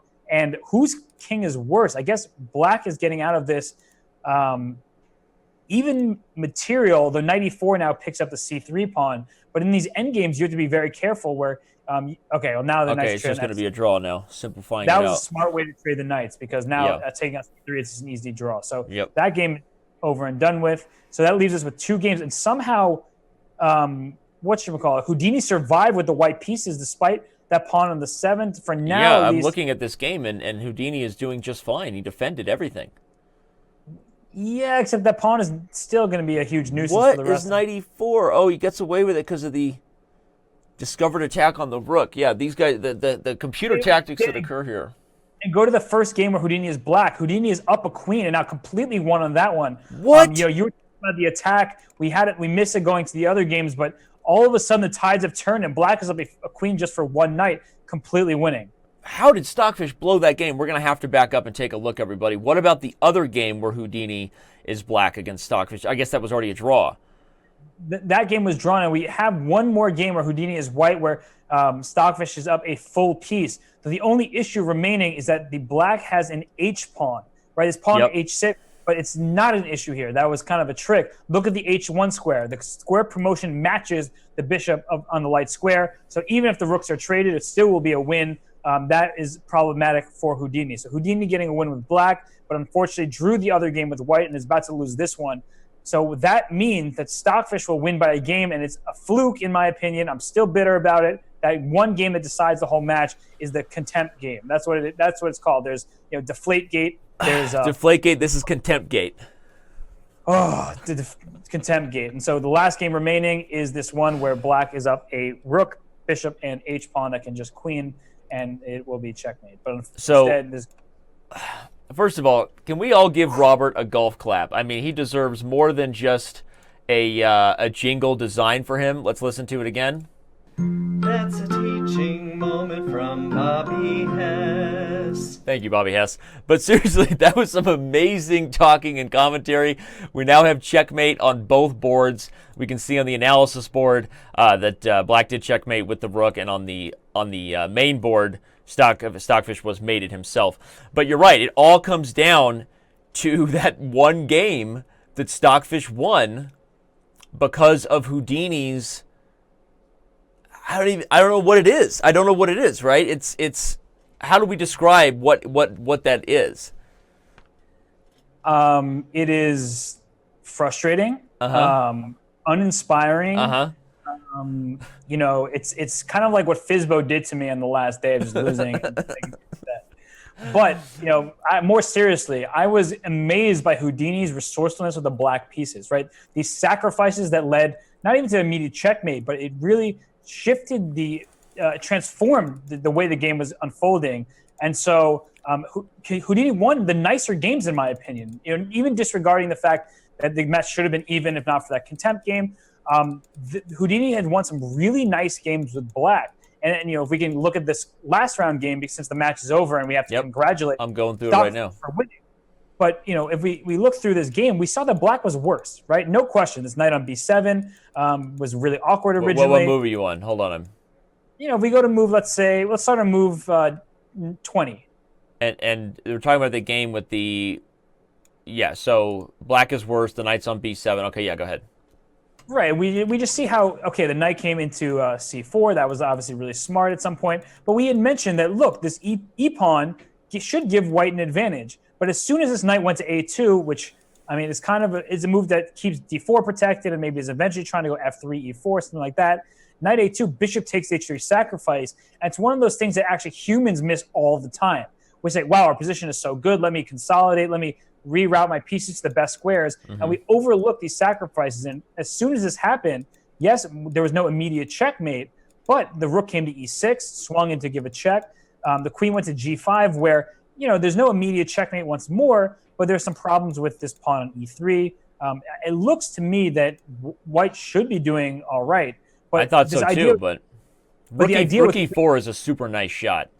Oh, absolutely. And what's nice is that after queen g5, the idea is a simple queen f5, and then rook e4 was just beautiful, saying, I'm going to go rook g5 and win your queen.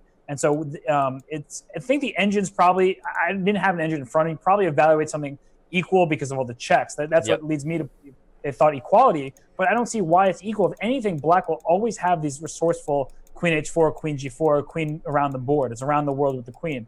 So c3, perfect sense, right? Why just agree to a draw when we can push forward? And now knight b4, queen g4 check. Something tells me that maybe it's not actually winning for black. But, again, without the time to really get into the depth necessary to save a game like this, black is the one that's ahead. So it's a really nice showing there by Houdini. I was very impressed and surprised. I love the technique when he starts pushing the h-pawn too, right? It's very, very instructive principle of two weaknesses where you've got the c-pawn, but it's been blockaded. You're like, okay, well, you've stopped the c-pawn. Well, now try to stop the c and the h-pawn, right? And that's a very instructive moment for any human being to understand that often you can blow your advantage if you become obsessed with just one side of the board or one way to win. But Houdini very, very smartly has patience, shows that the blockade is not going to be able to be held as soon as there are two passed pawns in the mix. And I think that was kind of the beginning of the end, right? Once the h-pawn came in, eventually it was just... the blockade breaks down and Houdini broke through. So yeah, Dan, I think you framed that perfectly, that when you have an advantage on one side of the board, sometimes one advantage is not enough. And you need to create not just a distraction, but create a strategy on the other side of the board that takes the attention away of the white rooks and the king, such that it's hard to defend both the c-pawn that's passed and the h-pawn. And I believe that the engines misevaluate positions like this all the time. That's not to say that I'm smarter than the engine, of course not. But I think they often think a position is just equal and often, rely saying that, it shouldn't be too worrisome. And then all of a sudden you let it sit. You let the engine sit for a while, and then the tides start to turn. Mm-hmm. The engine's wheels start to show that as time goes on, well, I don't like this position as much. Objectively, black is better. So I think that's what happened here. And Houdini did very well to gather the full point. Indeed he did. Black also won this round in bullet with Stockfish doing just that. If we back up and take a quick look at it, I think the critical moment in this one, well, Houdini defended really well despite black having this extended pawn on a2. But as we got into the endgame, where was the blunder? After knight e4, knight c3, rook c4, black eventually won the knight on c3 due to the misplacement of the rook on f3, because if the knight moved, everyone, there would have been ideas like bishop to d5, pinning the rook on f3 to the king on g2. So that's kind of where Stockfish took it down right there as soon as you saw this move rook to a3. And on that note, Robert, that means our final standings and everything really came down to the game from a couple rounds ago. If it's still in the, I believe it is. No, this isn't it. I'm looking for the game from a couple rounds ago because we got to highlight our controversial breakthrough gate, contempt gate one more time. That being, excuse me, we got to get it. I got to get it up. I got to show it one more time. I'm trying to breathe. I'm trying to take it easy. Not only am I out of breath from just talking as fast as I've ever spoken in my life, but this game that you're about to show just hurts me in the chest, right in the heart area. It does. It does. It hurts. It hurts me that you're hurt. I'm trying to find it. There it is. Ended with a couple of queens and a whole bucket of fun. Robert, so everybody, if you're just joining us, it is official. Stockfish, the final standings, let me show them to you. You're on the edge of your seat. Stockfish has won the Chess.com, the first ever Chess.com Computer Chess Championship. Ignore the scores on the left in that image. That was at the end of day 3. The live match standings there, he won by a score of 10.5 to 9.5. But in the end, yes, both engines had decisive results against the other. And yes, there were interesting and sort of unique computer-ish moments that happened. But overall, the one really thing that stuck out was that we had this game here, And I'll really stop it once it starts right here on move 37, because officially we're closed down. There's very limited ways to break through besides this one point of action potentially on b6. We actually found the idea and recommended that black just put a rook there, and the truth is white has nothing to gain, because once there's a piece on b6, white doesn't even want to capture it with the bishop, because there's no files to be opened here. There's no progress to be had. Yes, this game goes on for a really, really long time, but we're going to get to some interesting points here in about 2 seconds. So once that progress was made, Stockfish made his final attempt to create a new way to break through by taking on d4. Naturally, black takes back with the c-pawn, because taking with the e-pawn might leave a more dangerous breakthrough of e5 eventually against the black king. But as long as black fills that square, which Houdini does for the first time on move 81 with rook to c5, take a look at this position, everybody. Right? What did you call it, Robert? It's checkers. It's checkers, not chess. It's just over. Yep. This is a draw. But, again, part of the format we have here is not only designed to create the most aggressive style chess, but potentially prevent them from just deciding that everything's equal and ending the game. To be fair to the format, okay, the computers are not programmed to go for a loss. We did see many draws. We see more draws than decisive results. It does happen. However, if they don't see the exact consequences of avoiding the draw, yes, they are designed to avoid, to have contempt for the peaceful result. We want them to be aggressive. And so in this game, Houdini eventually either just doesn't understand that the c5 break is actually going to give white something, or will do whatever it takes to avoid the 50-move draw. And when we got to move, I think it was 116, yep, right around here, is when we saw Houdini make that kind of abandoned...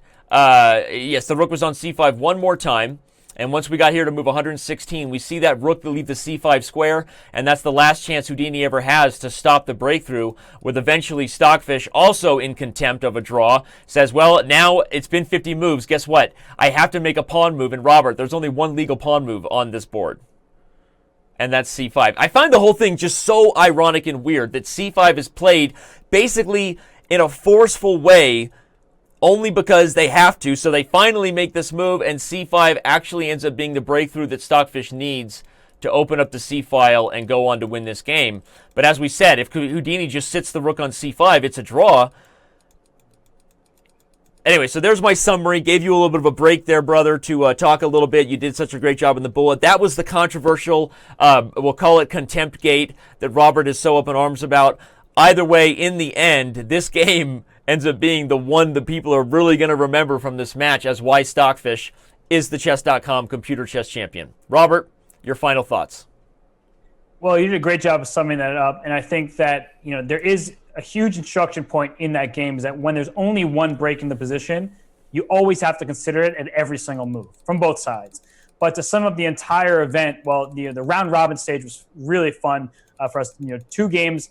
In each individual match, or 2 games, one with white and one with black, we were introduced to some fun engines that I had never seen before. We saw Gull get the stuffing beaten out of it. We saw Fizbo provide entertainment day after day. And most importantly, we saw some amazing chess by these engines. Of course, they're stronger than the best humans. Even Magnus Carlsen doesn't stand a chance against the best. That's no insult to any human player. Just that's where we are with engines and machine learning. But we did see Stockfish prevail. It was a controversial way to that finish, but you have to commend Stockfish's programmers and the kind of open source technology for really providing some great entertainment and some great value to the chess community. And I think it'll be interesting to see. I mean, this is surely not going to be the last time we host this event. Now we know what happens when the gloves come off. Like I said, the time controls get faster, just like they do in our Speed Chess Championship. And we saw a mess of things and some really weird and fun and unique moments that only computers can deliver. So as much as I think you and I both, I mean, the honest truth is, we'll just air it all out. Robert and I were not really that excited about this event initially because watching computers play each other wasn't our favorite thing to do. It's not as fun as Magnus being on webcam, stuffing his face with Cheetos. Sorry, that's the truth. But I feel like as this went on, I had a lot of fun I was intrigued by the different way that the engines arrived at results, that even if humans kind of assess and learn the same or come to the same conclusions, the method, the journey is so different. And, at some point we had machines learning from humans in chess, and now we have humans learning from machines, right, Robert? That the scales have tipped. And the developers that have created these engines are now constantly in awe of what these engines come up with. So on that note, we're going to leave it and show actually we'll show Fizbo one more time there. The final standings as I bring up our final standings image here. Fizbo, Robert, you want to say anything to Fizbo one more time before we let the clown off the hook? I'm going to have to, go and put Modern Family on episode 9, season 1. I believe that's the episode of Fizbo. But I think there's a lot to be excited about, not just because of these engines, but Danny, Wesley So and Magnus Carlsen playing face Saturday. Off That's right. 2 days from now. That's right. Well, there you go. We're going to leave it right here with the standings. Again, you can see it. Stockfish won. That's all she wrote. Robert, thanks for flying alongside me. Fans, thanks for being here. Really appreciate all of your support. Please consider giving us a sub here at twitch.tv/chess. Please consider going to chess.com, signing up, and seeing if you can play like chess engines. Robert, I will have the call with Magnus Carlsen on Saturday versus Wesley So.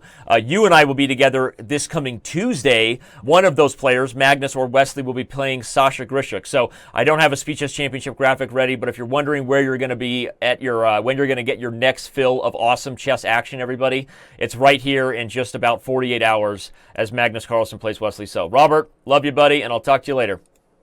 Sounds good, Danny.